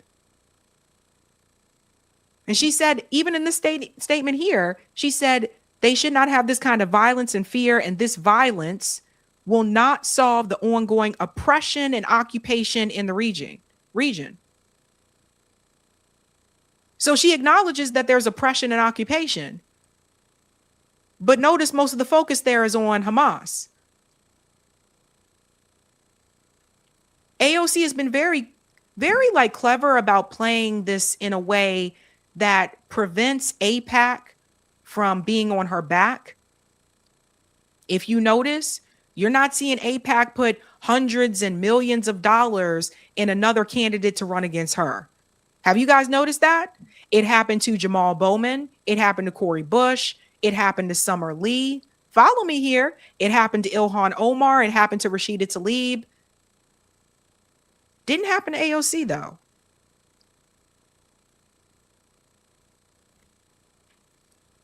She toes the line in such a way that she can keep AIPAC money off of her back and at the same time still maintain some progressive support. But in that statement that she gave there, she told you to your face, basically, that she supports the Iron Dome. And this whole idea of Israel having a right to defend himself, because that's supposedly what the Iron Dome's for the defense. She doesn't know much about international law, even though she majored in international studies at Boston University, because an occupying nation does not have the right to defense. And that's why AOC will never come onto this show. And that's why you don't see her on most progressive media, even the ones who helped her win. The only way you see AOC on progressive media today is if you are not going to ask her difficult questions and you're not going to push back on her. Anything else, she will avoid. You have a better chance of getting Rashida Tlaib, Pride Corey, Ilhan Omar, her. Nope. And that right there should tell you everything that you know. Now, again, not trying to be Debbie Downer, but I do just want you guys, again, read the fine print, pay attention to these things now so that you're not disappointed later.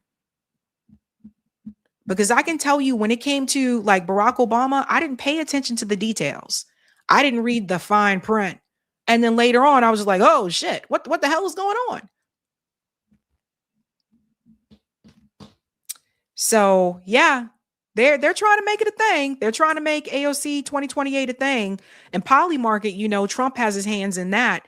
And I also wonder if Polymarket is trying to push her out push her out there in the open like that because they want her to lose.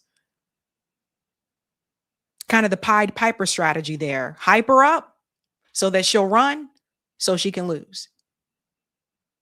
Makes you think. Let's go to the next part there. Eric, we'll go to the next story. I'll go to some of the comments here, ladies and gents. Thank you so much for the super sticker. I met her as a Brazilian. Oh, I saw that one. Thank you for the super sticker. Focus. Thank you so much. Justice by Karma says Anna Kasparian has been making an awful lot of apologies and backtracking on positions over the last couple years. I noticed that too. I wonder what's happening there. Thank you, Marlon. Nah, cut aid immediately. Thank you, One Upped. AOC's no military aid pledge that carves out the Iron Dome is just force the vote 2.0. Radical aesthetics for the base, status quo for the hill. That's a good way of putting it. Thank you, Imeta. Want to stop Israel? Sanctions like the world has sanctioned North Korea and Russia. Thank you for this one, Meta. Check if AOC has received AIPAC money. She has not. We've gone through the finances with a lot of candidates on the show, but she hasn't. Thanks, Libertarian Social Democrat. AOC takes credit for what MTG originally did. Oh boy, don't get me back into that. Don't get me back into that subject again. Thank you, Marlon. Colonizing in defense. Interesting. Yeah. All right. Let's go ahead and smash that like. Thank you. We got one more story, and then we'll have the Larry Johnson segment. So let me go ahead and do this one. This one's a rather quick one, but we got to talk about it. R&B singer Brandy Norwood. She was very popular back in the day. She called herself just Brandy back then. Many of you probably remember Brandy. She had really popular songs like I Want to Be Down and Baby, Baby, Baby. And she was just a teenager at the time. And that's the part that's important. You know, I've thought for a long time, everyone knew that Wanye from Boyz II Men had a romantic relationship with Brandy when she was a teenager. I thought that was relatively known. But now that Brandy has published her memoir, she's talking about that relationship, and she's talking about it obviously in a regrettable way and how she feels as though she was taken advantage of. And the responses to this on social media made me realize maybe everybody doesn't know about this. Let's get into it. The shame ends here. The silent ends here. I was not a fast girl with a crush. I was not a dramatic teenager who couldn't handle rejection. I was not an unstable, obsessive fan. I was a child and he was an adult. And it's time the world understood the difference. Brandy writes about feeling taken advantage of by Wanya Morris, who was in his 20s when he began dating her at 16. So this was Brandy, back then, back in the day, back when a lot of us had the skinny eyebrows and the some of you remember the 90s. Tia said she didn't know. Yeah, I thought everyone knew this, just like everyone knew about Aaliyah and R. Kelly. But Brandy was 16. The girl was making albums, she was touring, and at the same time, she also had her own TV show called Moesha. So she was working like double time. That show was really good, by the way. It was, she's a good actress too. So she wasn't just a great singer, she was also a great actress. And I never really understood, I might need to read this book because I never really understood why she decided to kind of just go away from the music industry, because she had such a unique voice. And I thought she was doing a great job. But this is Wanye here from Boyz II Men, and I don't want you to just to hear her side of the story. So I'm going to let you hear from him as well, which he also acknowledges that they were in a romantic relationship. And the way that he said it, I thought it was very crude, which you will see in just a second. But imagine being 16 and being a very popular singer and actress at the same time. Brandy was on the cover of a number of magazines.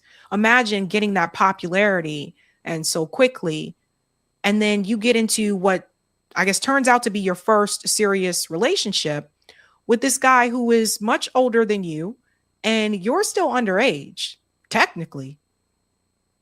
It was California, 16, 17, I forget. But anyway, she was underage. And part of me wonders if this kind of hurt her career as well, right? So let's get into a little bit of the details here, because like she does dive into it. Brandy confirms the rumor that she dated Wanya Morris when she was 16. He saw me as conquerable. And by the way, for those listening, this does not turn out well for Wanya Morris. And just in case you were wondering. So there's Brandy there. And there's Wanya. Decades after speculation first began about the singer's romance after the Moesha star performed as the opening act for Boyz II Men tour in 1995. The Grammy-winning singer, songwriter, and actress is opening up about a connection in which she claims she was too young to recognize she was being used. This is in her recent memoir, Phases. Although Wanya, I always say Wanya, I don't know why. Although Wanya Morris has long denied rumors that he and Brandy began a relationship when the singer was a teen, Brandy writes that her relationship with Boyz II Men members started when she was 16 and he was 22, a year after they met and Morris became her mentor. The singer writes that Morris began to call and check in on her regularly, offering advice as an anchor and confidant to the up-and-coming star. After she joined the group on tour, however, the pair got closer. What had begun as admiration had transformed into something else. This is Brandy's writing here. It seems to me that he weaponized my admiration, shaped my friendship into dependence, my respect into desire. I felt swept up in a current I couldn't control. And here's a picture of Brandy like back then. She reveals that their relationship took a turning point after they filmed the music video for their collaboration, Broken Hearted. She describes an unspoken energy between the two that had intensified after their work on the video. We moved around each other like opposing magnets, as if actively trying to maintain distance, even as we kept finding ourselves drawn into each other's orbit. The attraction was subtle, yet undeniable. It lived in the pauses between conversation, and it lingered in the charged atmosphere surrounding us. Brandy goes on to say, their relationship quickly formed after that. Brandy called it a whirlwind, and she said she was overwhelmed because of the guilt of hiding it from her family and public and dealing with the illicit nature as a young teen. This is the part that's a little bit different from what I heard. I heard that her parents okayed the relationship, but apparently in her book, Brandy is saying that she was hiding this from her parents. My girlfriend is 16. I don't remember when he first said it, but those 4 words started rolling off his tongue whenever we were alone. I couldn't tell if this refrain was meant to soothe his own conscience or temper the question shimmering in my gaze. Perhaps it was his way of tethering himself to a boundary, even as he quietly edged past it. Or maybe it was simply a reminder to himself, a whisper to keep the illicit nature of our connection in view. Regardless, I was under the impression that we were madly in love, or at least what I believed to be love at 16. A grown man's version of love designed to serve his needs. Brandy details her first time having sex with Morris as having lacked the specialness I had painted in my mind because it wasn't about me at all. What she sees as the usual rites of passage in adolescence were tainted by the influence of a man who seemed to know exactly how to make me question my own beliefs and boundaries. As I hung in this strange balance, I was navigating that time in full view of the world every move scrutinized, every choice dissected by people who didn't know my heart. Part of me wanted to retain some semblance of normalcy, but also I knew full well that what was happening between me and him was wrong. And yet my attitude was, this was special, this was real. People just can't understand. That is the mind of a 16-year-old at that time, again, right? Like still not having that fully developed brain and being able to say, you know, this guy, what he's doing here is not right. Brandy described the sexual element of their relationship as Morris getting what he wanted from someone too young to recognize she was being used. She also adds she was too naive to realize that deep down inside, he did not see her as special. I think he saw me as conquerable, as someone whose boundaries could be negotiated away. I was in way over my head. I was young and inexperienced and thought that following my heart meant following him instead. Again, that's what I was like as 16 years old, you know, that what we shared transcended ordinary rules and limitations. She shares, adding that she had wanted to wait until marriage, but also believed that having sex with him would cement our bond, would prove I was mature enough for our relationship, would make him happy. And so I told myself I was ready, that this was my choice. But the truth is I felt like I had no choice. I felt like saying no meant losing him. The reality of their relationship wasn't lost on the singer. He and I understood the diamond cut clarity that public knowledge of our relationship would ignite scandal, potentially threatening everything we both worked for. So he and I opted for elaborate fiction. We would pretend patience and claim we were waiting until my 18th birthday before pursuing any romantic connection. Eventually, Brandy says Morris increasingly became critical of her and controlled her access to him. Their relationship ended when Morris confessed to multiple infidelities. Brandy claimed she caught him with an assistant.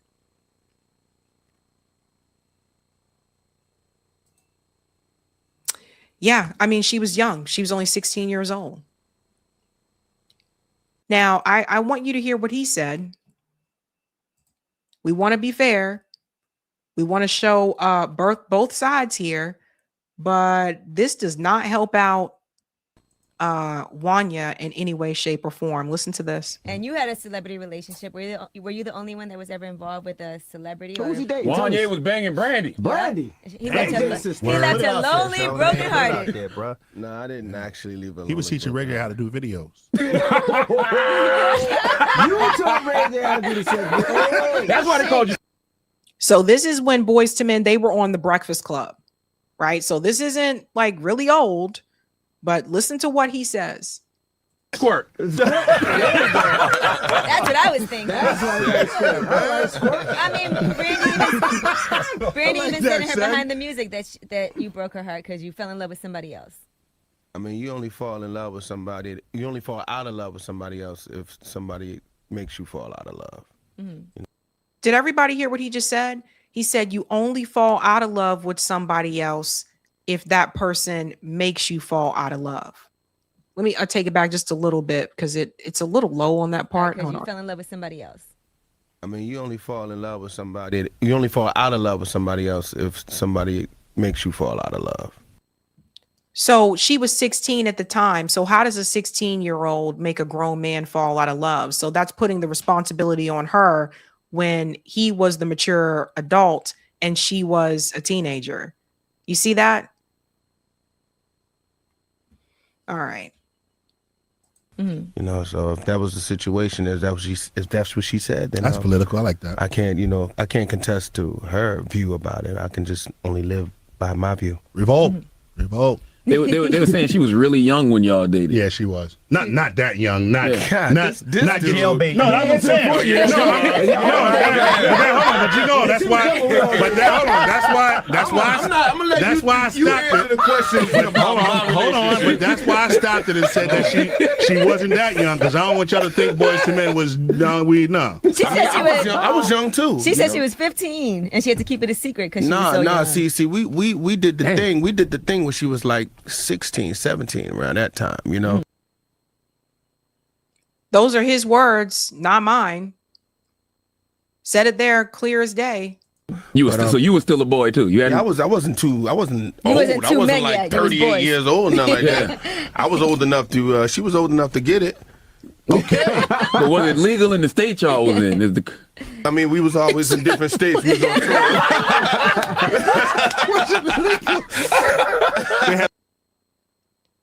on Measured Man said this isn't funny, but they're all laughing about it though.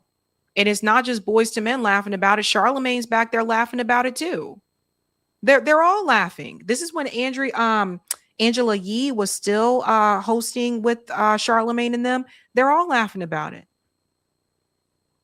A nomad relationship. You know what I'm saying? We just, we didn't do it in the states that it was legal. It was illegal in. Nice. Oh my gosh. Political. No. It was, you know what I mean? It was a time. It was a relationship. It grew and it ungrew. I guess you could say that. Ungrew. Squirt and it unsquirted. Squirted and unsquirted. I like that. So let me tell you guys a little something, especially during that time. It's wild, man. Like looking back on this stuff. Brandy was still in high school. Brandy took Kobe Bryant to her prom. I don't know. Does everybody know this? Kobe Bryant, at the time when Kobe Bryant was signed, he was still a teenager. He was still in high school. And so he went with Brandy to her prom. Like that was like a big deal that he went with her. They went as friends. And, I thought like, oh yeah, maybe they may start dating or something. But the reality is they were of the same age group. They were both teenagers. Kobe was tall as hell, but he was still a teenager. I bring that up because this one part right here, the Kobe part right here, I want you guys to hear. Moesha actor Spanky Hayes reveals Kobe Bryant caught Boys to Men member Wanya Morris lacking over Brandy. So listen to what he said here. I was on Moesha a lot. I did a lot of background work for Moesha. And then, he went with Brandy. That was his girlfriend. Or they went to the prom or some shit.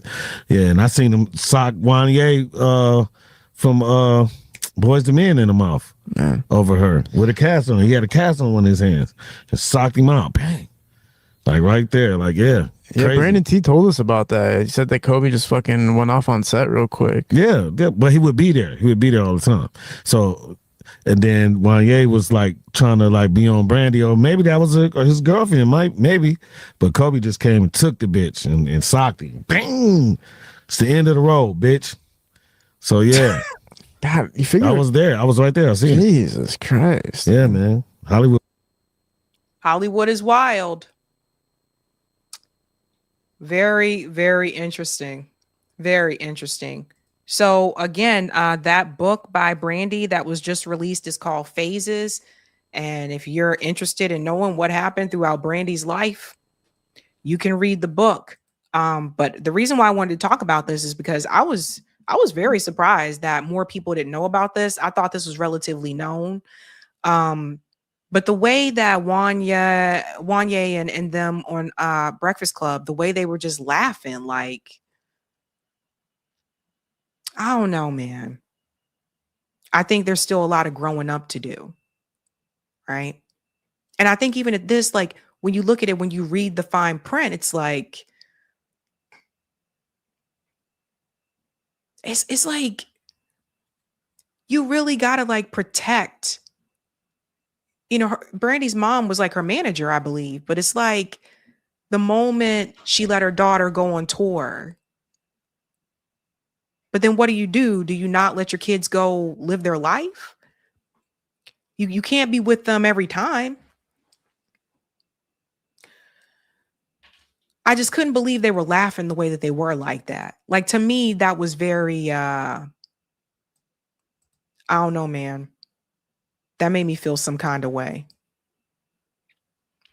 You guys can tell me how you feel about that. But if you didn't know about it, now you do know. I think there was a lot more of that happening in the music industry. We all know about Elvis, but I mean, you got to look at all of them, like Red Hot Chili Peppers, Led Zeppelin, like Rolling Stones. Like, I think this has been a thing for quite some time. But I don't know, man. I feel like Brandy, I feel like that messed Brandy up. I feel like that really, not just personally, but also I feel like that impacted her career too. All right, ladies and gents. Okay, let's get to the Larry. What is that, Courtney? Thank you. And Ray J witnessed all this. I can't blame him for wilding out over his sister. Yeah, Kim said the 90s was low-key creepy. Yeah, I told you guys before, like the military guys, they used to come up to the school. The military, the soldiers, they used to come up to the school, to our high school and stuff like that. Yeah, man. Okay. Let's get to the Larry interview here, ladies and gents. So I had to, where am I here? Oh, I messed up something there. Oh, okay, here I go. I know I did something wrong.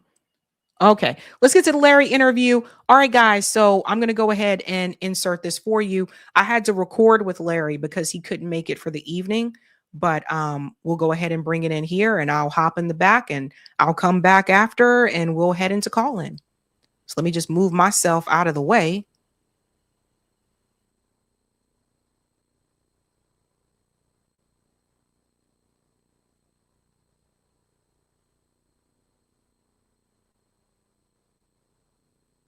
Podcast. I'm your host, sabrinasalvati. My special guest is Larry C. Johnson. He's a political commentator and a former CIA analyst.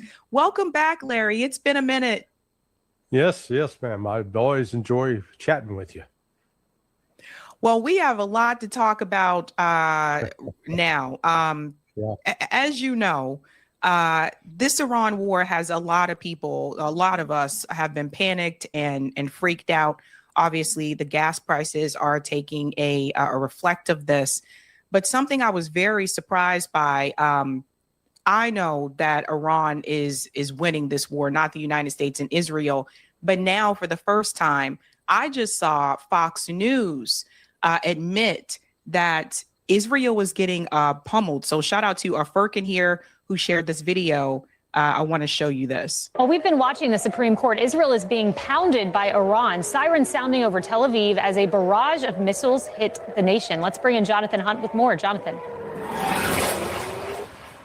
Kaylee, Israel in general and Tel Aviv in particular have been under almost constant bombardment throughout the day today. One of the most intense bombardments, in fact, since the very early days of this war.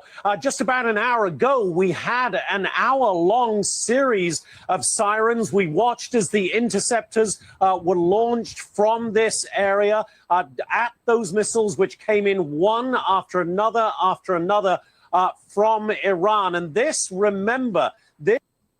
Yeah, so they're finally admitting this on corporate media. And then the other thing is that you can see some of that destruction here. Absolute panic in Tel Aviv for people who haven't seen this.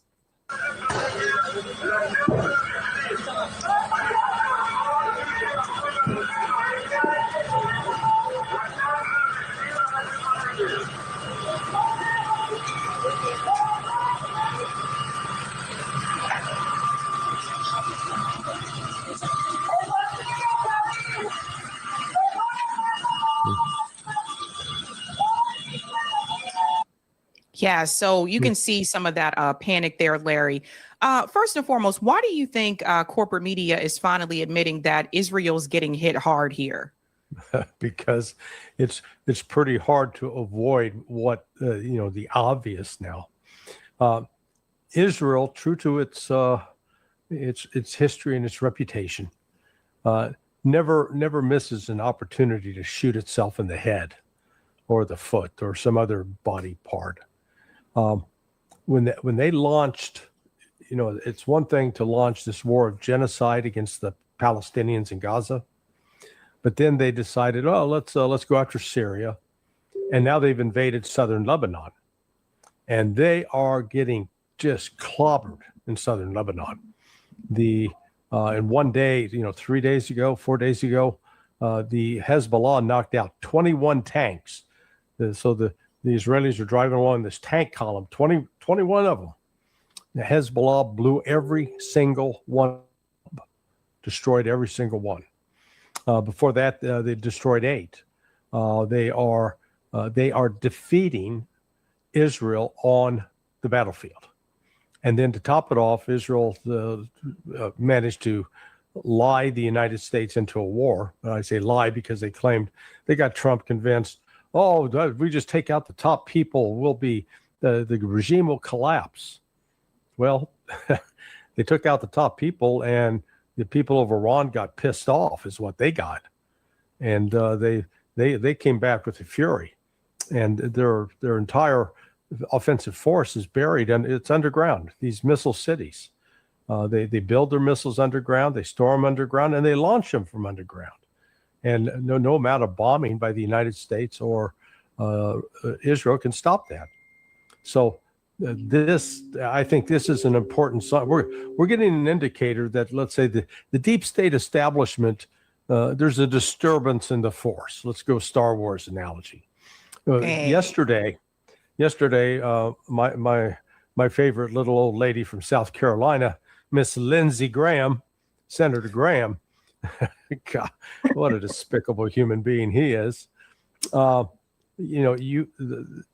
think Jon Stewart on his show put together a montage of Lindsey Graham from 2025 going all the way back to 2006. Every year, we got to destroy Iran. We got to take out the leadership. We got to destroy Iran. And what was he saying yesterday to President Trump? I think it's time to wind down this war with Iran. He's like, huh? Singing a whole different tune. So the fact that he got that concerned, the fact that they're now, removing Iran has been hitting Israel like this since February 28th. But it's just now that they're, oh my God, look what they're doing now. Wait a second. I heard Carolyn Levitt yesterday at least 6 times say that Iran is defeated. And then that was what Donald Trump said last night. I mean, we've wiped out their Navy. We've wiped out their Air Force. We've wiped out all their leadership. That there's nothing left. And yet they keep launching these missiles that we cannot intercept into Iran, into Israel, and into our U.S. military bases spread across the Persian Gulf. Yeah, and also Benjamin Netanyahu just released a statement, which I think this says something too. Benjamin Netanyahu is now saying that Iran is no longer posing an existential threat here to Israel. Now, I have my opinion about this. I think that obviously he knows they're getting hit pretty hard there in Tel Aviv, but I think that it almost seems like part of the plan. Let me just tell people, okay, Iran doesn't pose a threat so that this war ceases. But in the meantime, rebuild, stockpile weapons so we can come back and hit them harder. Why do you think he's making this statement now? I think you nailed it. I think that's exactly right. Look, that actually that came out on April 1st. And so when I first saw it, I thought, okay, who's the April Fool's jokester here? I thought, it can't be real. But no, he's reflecting the concern of what the chief of the Israeli Defense Force walked into the cabinet meeting 3 days ago, 3 or 4 days ago. Alistair Crook and his wife Asleen have reported on this. And the guy walked in and said, "Hey, we're the red lights are flashing. We're losing. We can't continue like this. We're going to collapse. The army is going to collapse internally." So, they're getting a message. They can't keep this up. They don't have enough personnel.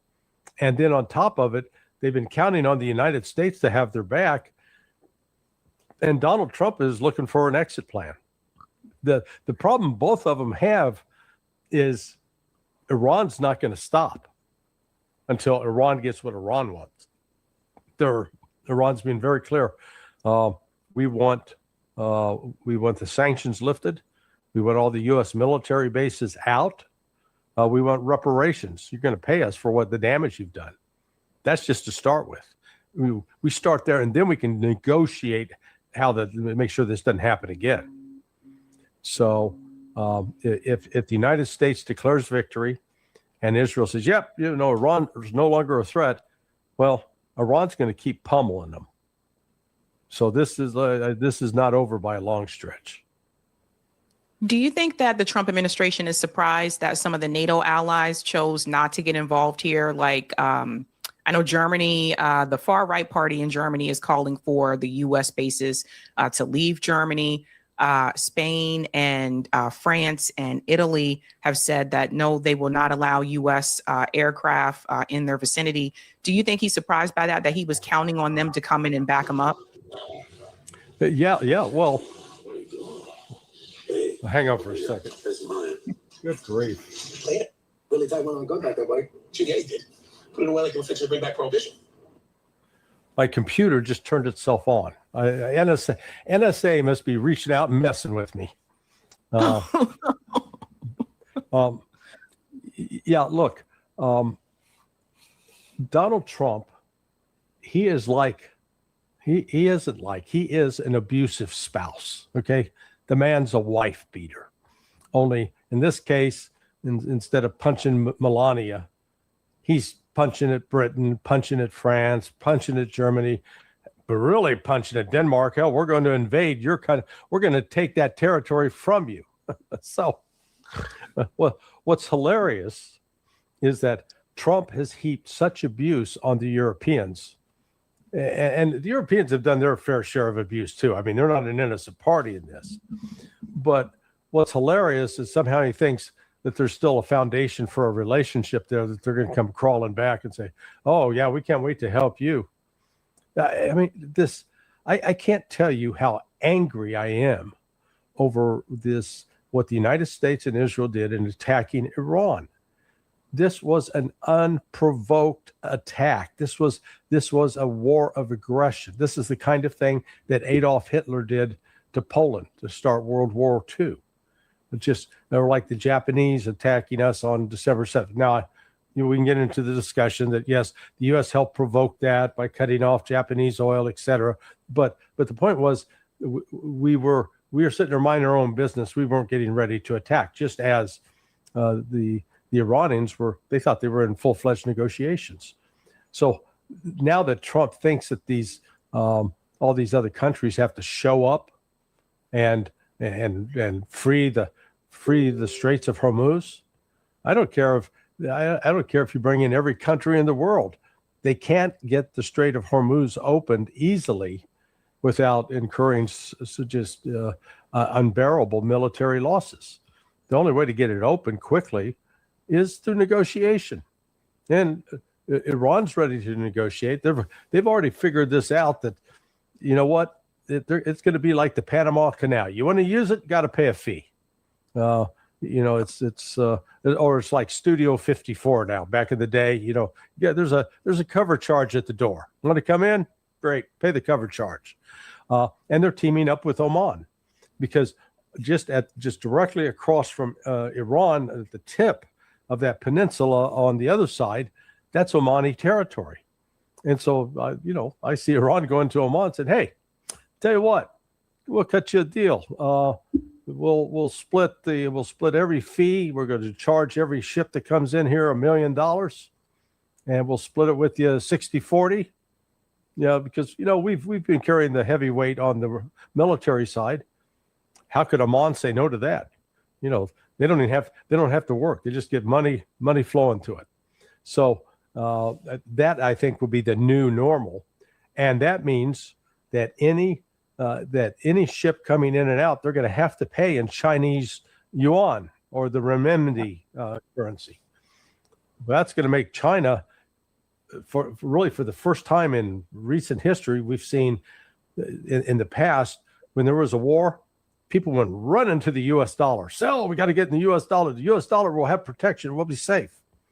Not now. They're going for Chinese territory. They're saying the Chinese is a much safer bet with our money today. So if Iran pulls this off in coercing the other Gulf Arabs, look, the days of paying with U.S. dollars, that's over.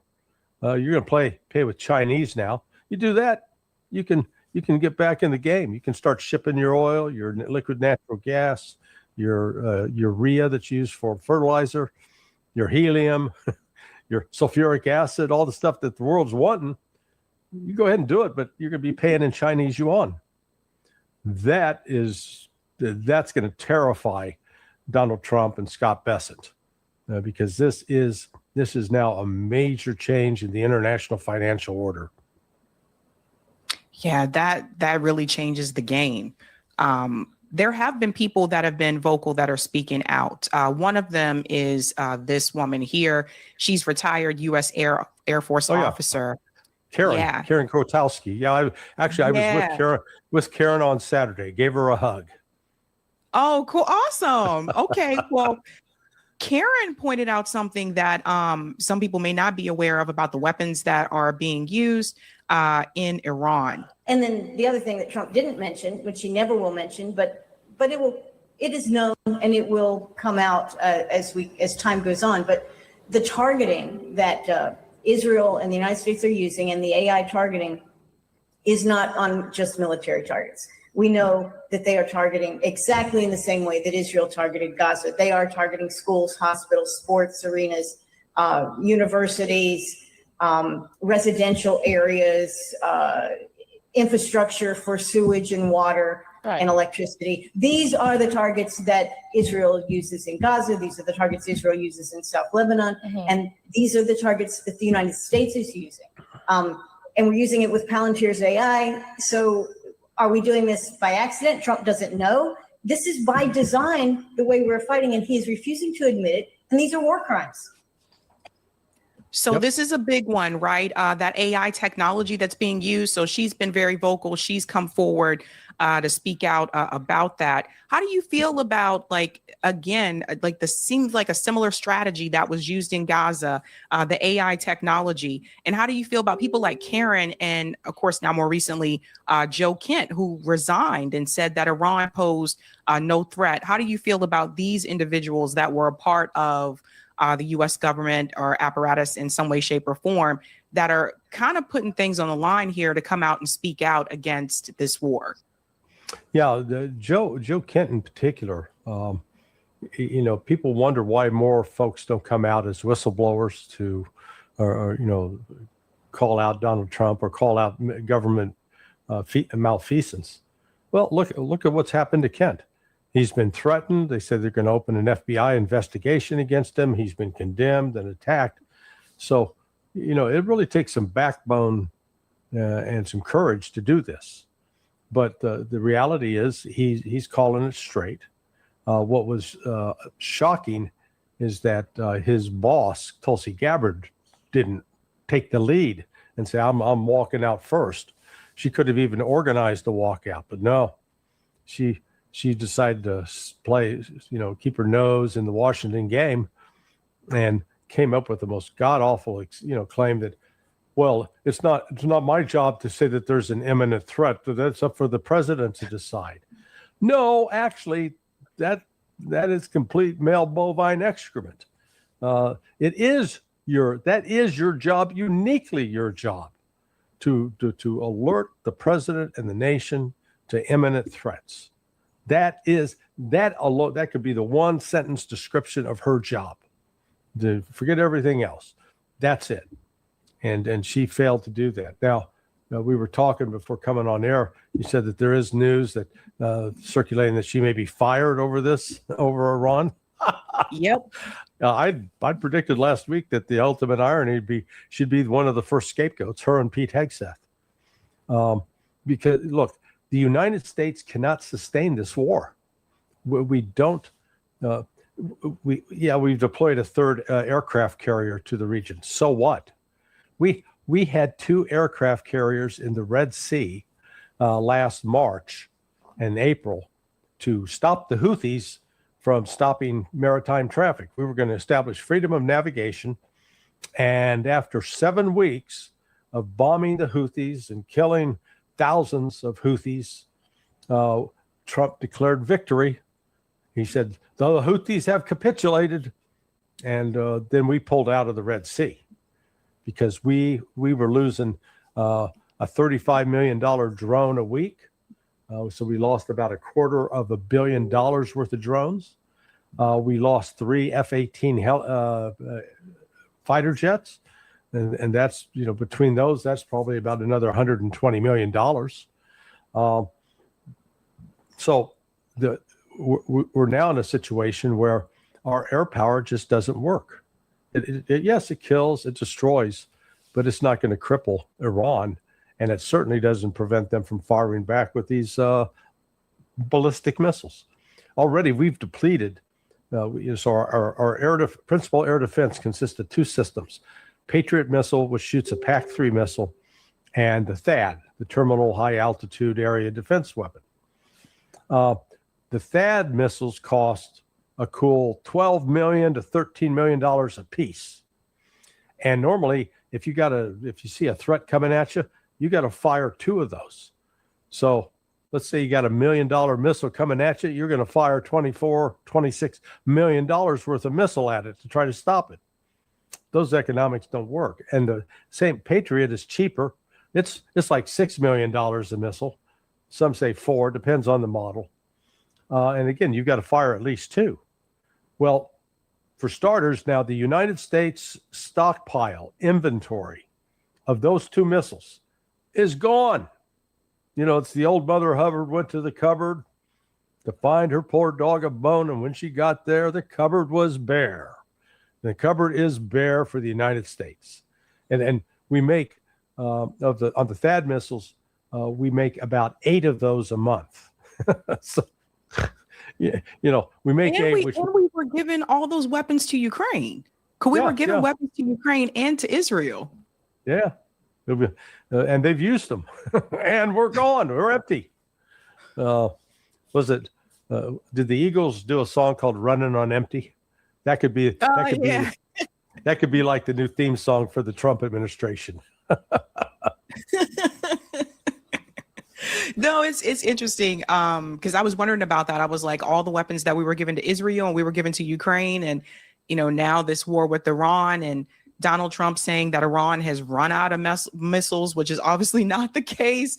But we're the ones that have, that lower stockpile. I want to show you what Iran's president just said recently. He issued a letter to all of us, and I'm not going to read the entire letter, but I do want to read part of it. He said, to the people of the United States of America, and this is the part I thought that was really important, to the people of the United States of America and to all of those amid a flood of distortions and manufactured narratives, continue to seek the truth and aspire to a better life. Iran, by this very name, character, and identity, is one of the oldest continuous civilizations in human history. Despite its historical and geographical advantages at various times, Iran has never, in its modern history, chosen the path of aggression, expansion, colonialism, or domination.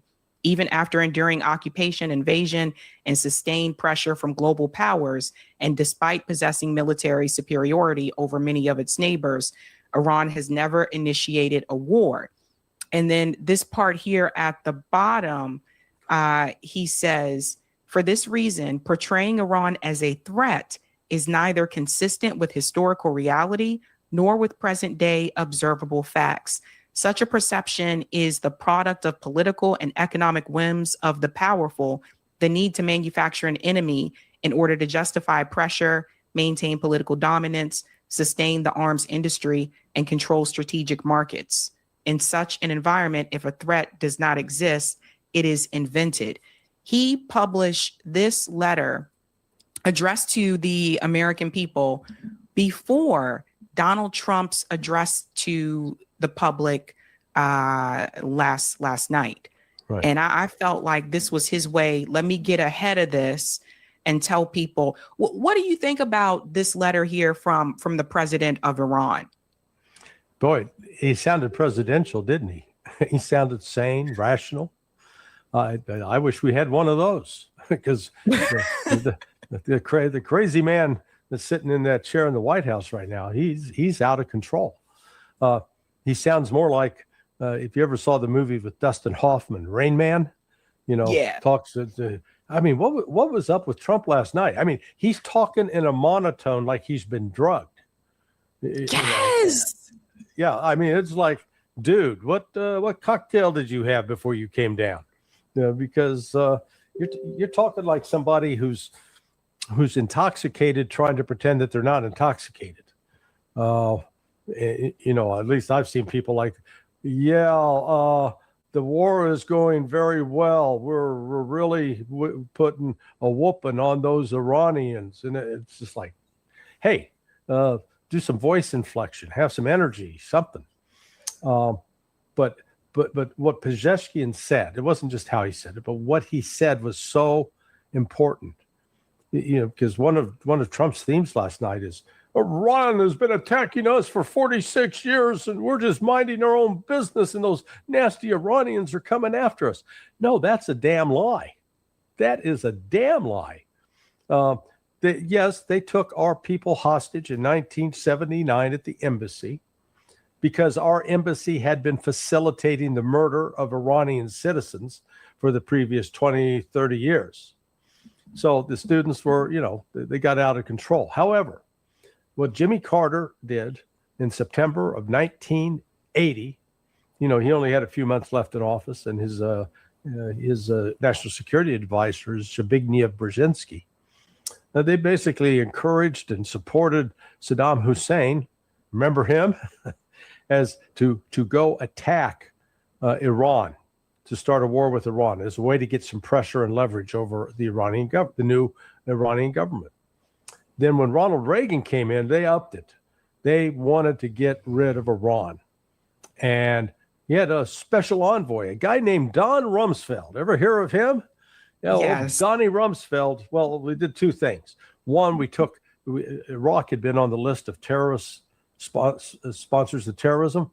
We took them off the list. Hey, you're our guy. Then we provided them with precursor chemicals that were used to produce chemical weapons. They started using those chemical weapons in August of 83. I think Rummy made his first visit to Baghdad, first of two visits to Baghdad in October of 83. And guess what? Those chemical weapons, Iran launched an additional 19 attacks from August of 83 through August of 88, killed more than 300,000 Iranians, of which 70,000 of those were civilians.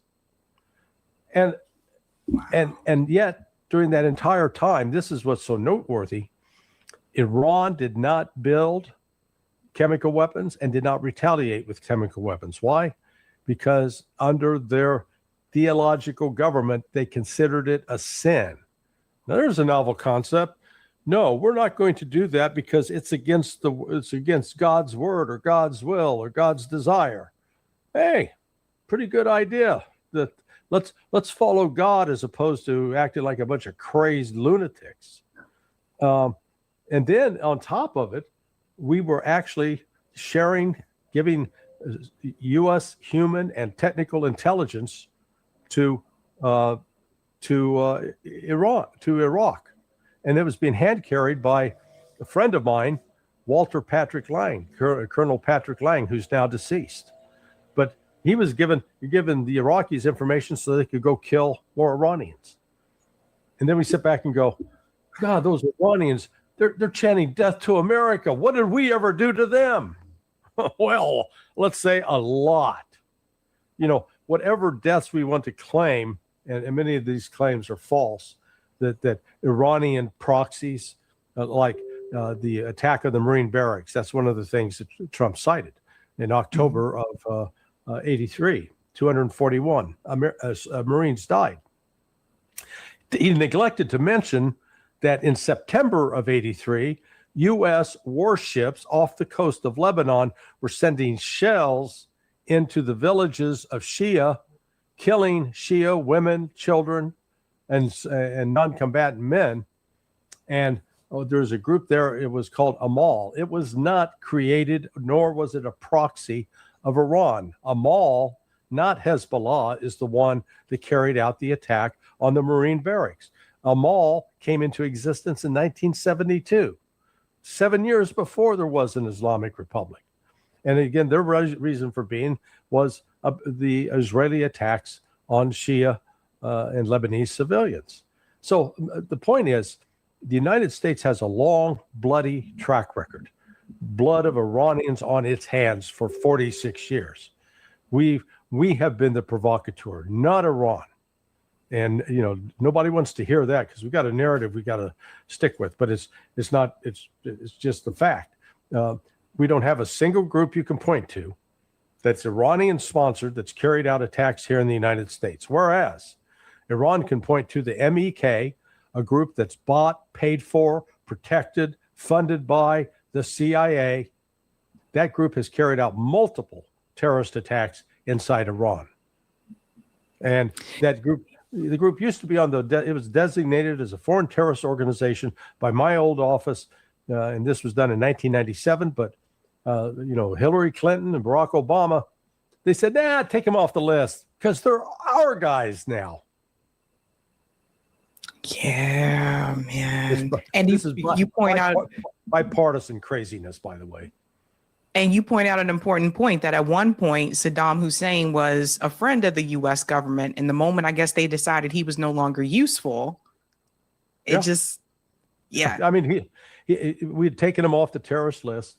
And in fact, the war with Iran ended in 1988. He used his last chemical weapon against Iran in August of 88. So the next 2 years later, actually a year and a half later, Saddam's meeting with April Glaspie. April was the ambassador, and Saddam comes in and goes, hey, those Kuwaitis are stealing our oil. They're drilling in from the side, they're crossing our border under the ground, and they're stealing our oil. We're gonna make them stop. Do you got any views on this? Should we not do it? And April said, oh, we don't have a position on that. Basically, hey, do what you got to do. You know, that old song, I don't care who you're going to sock it to. But Saddam went and did it. And then all of a sudden, oh, this is outrageous. He's launched this attack on the innocent Kuwaitis. I mean, please, mother of God, we spend so much time lying and gaslighting the American public. Yeah, then Saddam turns around and all of a sudden he's public enemy number one. He goes, wait a second. I thought I was their boy. We're going to get rid of your weapons of mass destruction, which we gave you. Yeah, that makes sense. Yeah, history is important. And speaking of gaslighting, here's some of the things that Donald Trump said last night about the Iran war. One, he started comparing it to the length of the other wars. American involvement in World War I lasted 1 year, 7 months, and 5 days. World War II lasted for 3 years, 8 months, and 25 days. The Korean War lasted for 3 years, 1 month, and 2 days. The Vietnam War lasted for 19 years, 5 months, and 29 days. Iraq went on for 8 years, 8 months, and 28 days. We are in this military operation so powerful, so brilliant against one of the most powerful countries for 32 days. And the country has been eviscerated. So for one,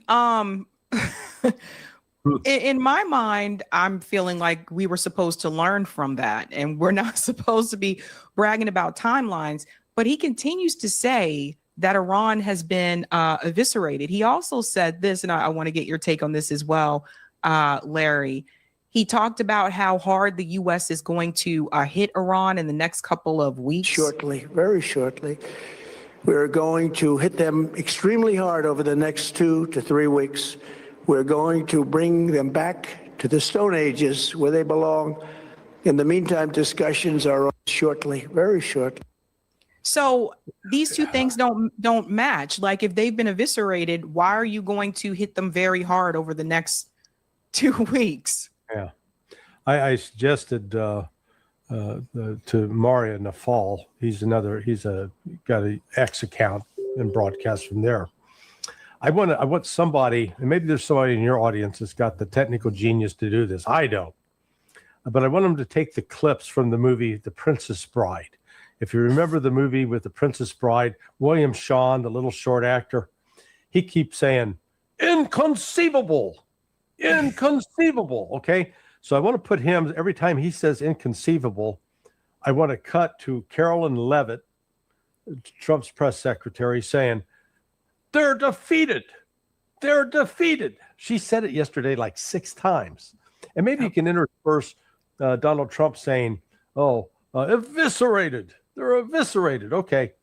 So, and then at the end, we'll use the same clip from the movie Princess Bride with the actor Mandy Patinkin, where he looks at William Shawn, and in this case, he could be looking at Carolyn Leavitt or Donald Trump going, I don't think that word means what you think it means. You know, so yeah, because if they're defeated, then why are we fighting? If they're defeated, right, we should be retreating. But they're not defeated by any stretch. And when, you know, in 2 to 3 weeks, Trump's going to try to declare victory and leave. Okay, we won. They're defeated. And Iran's not going to stop. And the Strait of Hormuz is going to remain closed. And that is going to create a massive global financial catastrophe. And Europe's going to suffer, and the United States is going to suffer. Oh, well, we're already suffering. I mean, up in your neck of the woods, gas is now well over $4, right? Yeah, it's worse in California. Yeah, yeah. California's got it bad, and we haven't even talked about what's happening to the price of diesel. That's almost doubled from what it was, or at least $2 a gallon more. Airline fuels, that's tripled in price, and so airlines around the globe, they're cutting back on flights. And the price of flights is going up. This, you know, we haven't seen this thing how it's going to play out. You know, they think it's only short term. Oh, no. This is some major long term damage. So, yeah, I want to show people that actually, because I have a chart of that now. This is coming from JP Morgan. JP Morgan published a countdown for when each continent runs out of fuel. He said for Asia, it would have been April 1st, Europe, April 10th, North America, April 15th, and Australia, April 20th. Like this is not a joke, you guys. Now that's interesting because something else that Donald Trump said here was about the Strait of Hormuz and how we don't need the oil. Everyone listen to this. Great shape for the future. The United States imports almost no oil through the Hormuz Strait, and won't be taking any in the future. We don't need it. We haven't needed it, and we don't need it. We've beaten and completely decimated Iran. They are decimated, both militarily and economically and in every other way. And the countries of the world that do receive oil through the Hormuz Strait must take care of that passage. They must cherish it. They must grab it and cherish it. They can do it easily. We will be helpful, but they should take the lead in protecting the oil that they so desperately depend on. So to those countries that can't get fuel, many of which refuse to get involved in the decapitation of Iran, we had to do it ourselves. I have a suggestion. Number one, buy oil from the United States of America. We have plenty. We have so much. And number two, build up some delayed courage. Should have done it before. Should have done it with us, as we asked. Go to the Strait and just take it, protect it, use it for yourselves. Iran has been essentially decimated. The hard part is done, so it should be easy. How is that not a war crime? Like he's telling these other countries to go in and just take over, just take it, the Strait of Hormuz. Yeah, I after watching that, I am ashamed to say that I had ever voted for the man. He's a disgrace. He needs to be removed from office. He needs to be put in jail. He is a war criminal. The acts that he's lawless is about the best way to describe it. And I think it's time for the American people to rise up and say, no, this man must go. He's a danger to America. He's a danger to the world. You know, the Iran, as Joe Kent said when he resigned, did not pose an imminent threat to the United States. Iran was willing to talk, willing to negotiate. The United States was in a position where, if we were sincere about saying that we wanted to make sure they could never build a nuclear weapon, we could have had that. But what we did was we killed the one guy who has been the principal obstacle for Iran to consider getting a nuclear weapon, the Ayatollah Khamenei. Ali Khamenei had said it was a sin to build a nuclear weapon and that Iran could never do that because it is an Islamic republic and that would violate the will of Allah. So what do? We killed the one guy that's standing in the way. Now, so I personally wouldn't be surprised that there's some others now in Iran saying, no, if we had a nuke, the Ayatollah Khamenei would still be alive because nobody dare touch us. So this is, here's Donald Trump just glibly talking about killing. He doesn't care who he kills, women, children, men, soldiers, not soldiers. He just thinks he's got this ultimate, he can kill whoever he wants and he gets away with it. And it's dangerous. That's right. And the other thing I want to mention here, too, this is the scary part that's happening right now as well. Even in Syria, like people are rising up, you guys, mass demonstrations all across Syria right now as at least 2 groups declare war on Israel. So you guys see how this is spreading now. I want to show you this short clip here.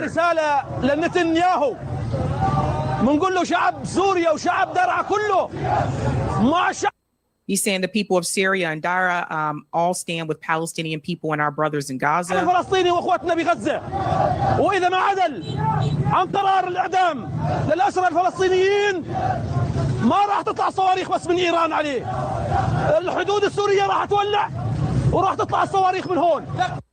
So he's saying if Benjamin Netanyahu doesn't reverse course, that missiles are also going to come from Syria. So now there's others, and I reported on this as well, that one of the tribes in Pakistan, the Pashtun tribe, has already, they already spoke to Iran and said that they're willing to help. It was also reported that the Chechen forces are armed and ready to jump in if need be. This is escalating just as many of us had predicted it would if you go to war with Iran. Right. Well, and that's when we go back to why was Bibi Netanyahu now trying to take a different tone. Iran no longer poses a threat to us. We've taken care of it. They're trying to figure out how to get the hell out of this. I mean, they've jumped into a snake pit, and they're going to get bit, and are getting bitten right now.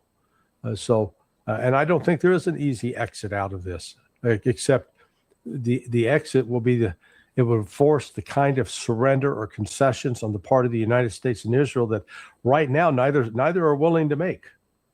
So I see that's why I see this war is going to continue, and Iran's going to press and press and press. The IRGC last night said, okay, now we're taking the gloves off, basically, is what they said. We're going to be launching more missiles and more drones than we have been. And they've already been launching a substantial number. So they're up to their 89th wave. We're on day 33, 34 this war. So, they're launching almost 3 waves a day of missiles. Yep. One after another. And as you showed with the Fox clip you played, the Israelis now are starting to panic. They're having to spend so much time living in bomb shelters they're spending more time there than they are living above ground. Right. And they have bomb shelters that they can actually go to, right? Because that's some they've been telling, even U.S. soldiers, no, you can't get into our bomb shelter. Sorry, this is Israeli only. Mm-hmm. Were launched. Oh, go ahead. Well, no, and then to top it off, Netanyahu thought, oh, here's a good idea. Let's persecute the Christians. Let's prevent the Christians from using the Church of the Holy Sepulchre on Easter. Yeah, that's a good idea. I mean, talk about that church has never been closed since it was built. And I don't know if you've ever been to or know of the Church of the Holy Sepulchre, but it is supposed to be built over the spot where Jesus was buried and the spot where Jesus was crucified. So it covers quite a big area. And it's I think it was built maybe the 1200s, somewhere in there. But what's interesting is the one that holds the key that can lock and unlock the front door of that church is the chief Muslim of Jerusalem, the imam. Why? Because all the different Christian sects, the Russian Orthodox, the Greek Orthodox, the Catholics, even Protestant groups, they're so contentious with each other that they had to turn to a Muslim. The Muslim was the only one that could trust to open the door. Okay. But it's a sacred holy site. And then here's Netanyahu preventing Christians from going in there. Yeah, that didn't sit well. So Israel has embarked almost on a suicide mission. It's seen how many different ways it can set itself on fire. Yeah, and I just want to show people, like, the Israeli military said it detected Iranian missile launches shortly after President Trump's address, in which he claimed that the Iran's military capabilities have all been crushed. So that was literally right after Donald Trump's address. Right. And so it's just a number of lies that have been told. But the other question brings up this issue here that the Cradle just acknowledged. Informed sources tell the Cradle that an ultra-right Israeli-aligned current centered around Jared Kushner in Washington and Netanyahu's coalition, including Ben Gvir, has been feeding Donald Trump manipulated information that downplays Iran's missile capabilities, resistance operations from Iraq and Lebanon, and developments across Syrian and Yemeni fronts. So this is now being reported that Jared Kushner and the crew, I guess in a way, have been misleading Donald Trump. But it also says that according to leaks within the U.S. National Security Council, including Pete Hegseth and Marco Rubio, alongside Netanyahu threats to the Hebrew language media, have in recent days worked to steer Trump toward broader escalation scenario ahead of his April address. But my whole thing is this, Donald Trump has Google just like the rest of us. And it's like the same way I can look up this information or you can look up this information, he can, too. But also, like, how does he not understand what is actually happening on the ground? Or I think he does know, but he's just lying to the people.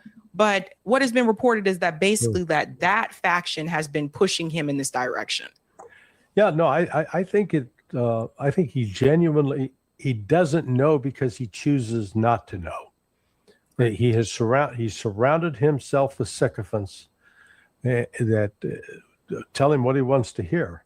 This is, was it Hans Christian Andersen that wrote some of the fairy tales and such, where, the king with no clothes, that this has been something throughout the ages, where you get a tyrannical ruler surrounded by sycophants who are all benefiting from allowing this madman to carry on. Nobody wants to tell him the truth, because those that tell the truth get punished, as did Joe Kent. And so they continue on this path until there is a collision or the reality compels them to wake up. And then it's too late to change. And what by insisting that, we've wiped out all of Iran's missile capability. No, you haven't. It's underground.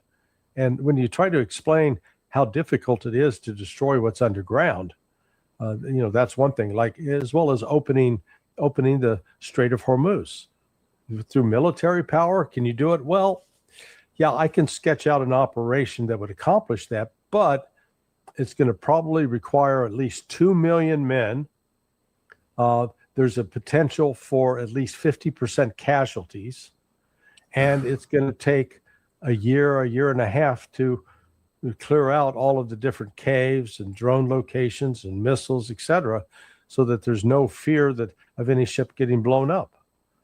Well, that's one option, but there's a diplomatic option that doesn't take 2 million men, that doesn't involve 50% casualties, that doesn't involve, a year and a half of time. But it requires some concessions. It requires the United States to admit we were wrong. Now, will we do that? Oh, hell no, because we're too proud. But he's not being properly informed. Or let me change that. Anybody who has attempted to inform him gets punished. That's the problem. There you go. That's a good point. And now it makes me wonder about something militarily.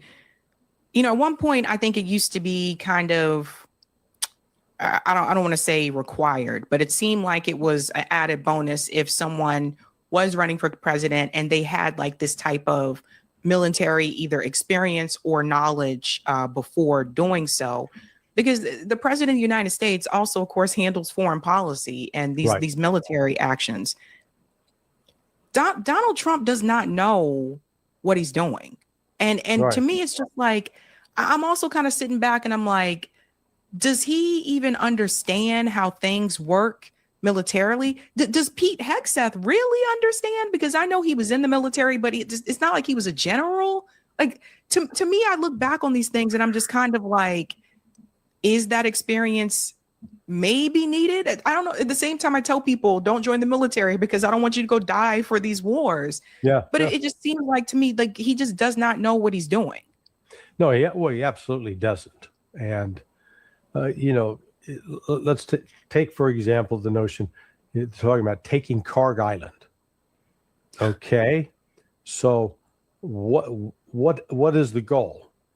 Is your goal to take the island and prevent Iran from exporting any oil?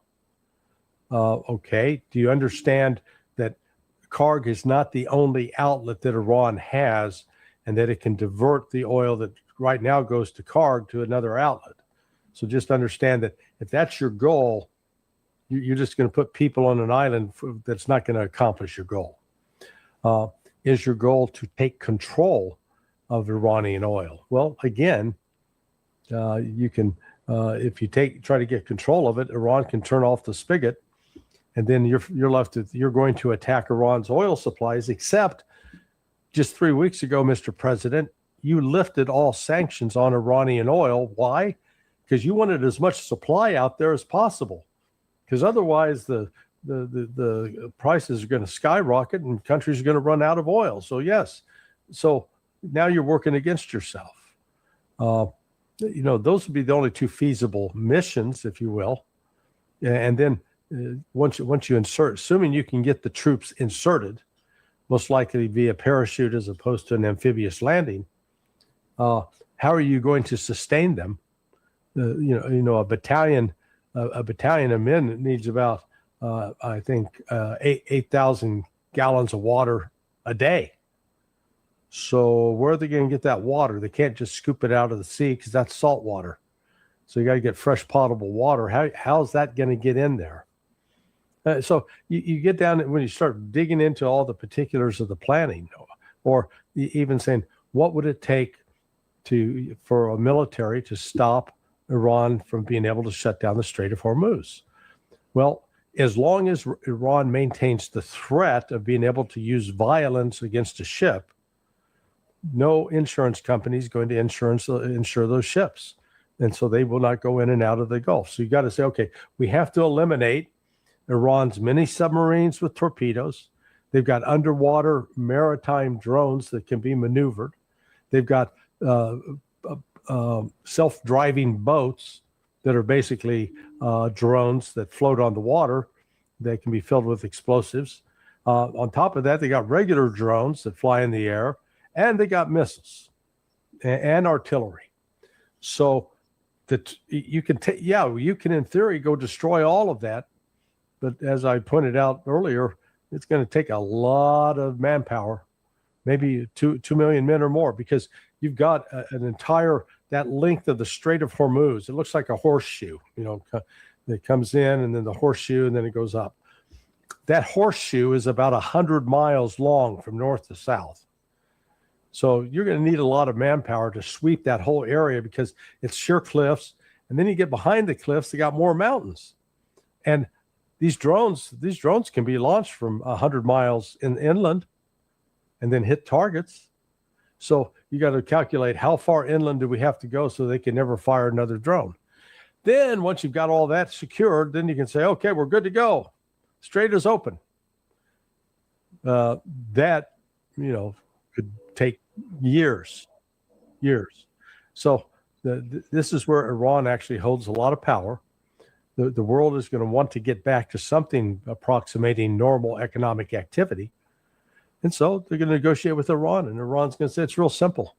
We need to make sure that you support us, that we'll never be attacked again like this, that these sanctions are lifted, and that we get reparations, and that all these U.S. bases get taken out of the Middle East. And you build enough global support, they'll say, America, get the hell out. So what we're looking at is an era in which U.S. power is going to diminish, not increase. So right now, essentially, Iran really does control a significant portion of the fuel and the oil that is needed in the world. They have the cards in their hands. Yeah. Trump saying they have no cards. Baby, they're holding. Sorry, Mr. Trump. They're holding some Trump cards. Sorry, couldn't resist. Oh man, Larry, thank you so much for your time. Where can people check out your work? I'm at sonar21.com. All right, Larry, thank you so much. Hey, Sabby, it's always a privilege, and thank you for the invitation. Thank you. Okay, bye-bye. All right, guys. Thank you so much for watching that there. I think I hit the wrong button, but anyway, I am back. We are going to do call-in. I promised we would do call-in tonight. It'll be a short call-in, but we'll do it because we didn't get to do it on Tuesday. And so while you guys were watching that, it was brought to my attention that it is true. Chanda did pass away. I do just want to show this really quickly. Chanda Masta, she's been on the show before. She was a co-host on the show Beauty and the Boomer. The last time Chanda was on the show, she was talking about her battle with cancer. And I just found out via that comment that was put up on the screen that she passed away. I did not know. So I did put out a rest in power message for Chanda on Twitter. Fuck cancer, guys. Like seriously. I know that she was fighting a very hard battle. And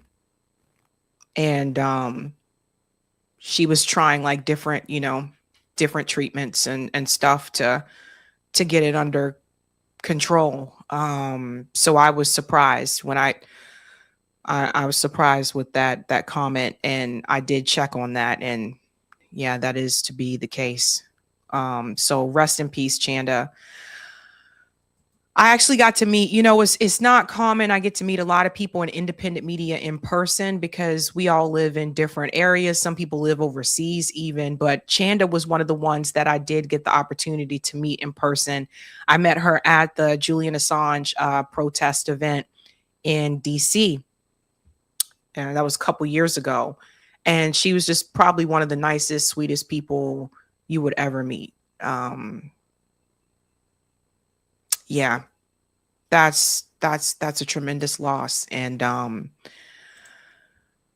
yeah, rest in power, Chanda. Make sure you guys tell people, let them know, make them aware about it. Because like I said, I just found out when someone posted the comment. I didn't know. But Chanda was really, really sweet. So that's sad. That's unfortunate. Eric's telling me something. Oh, I still have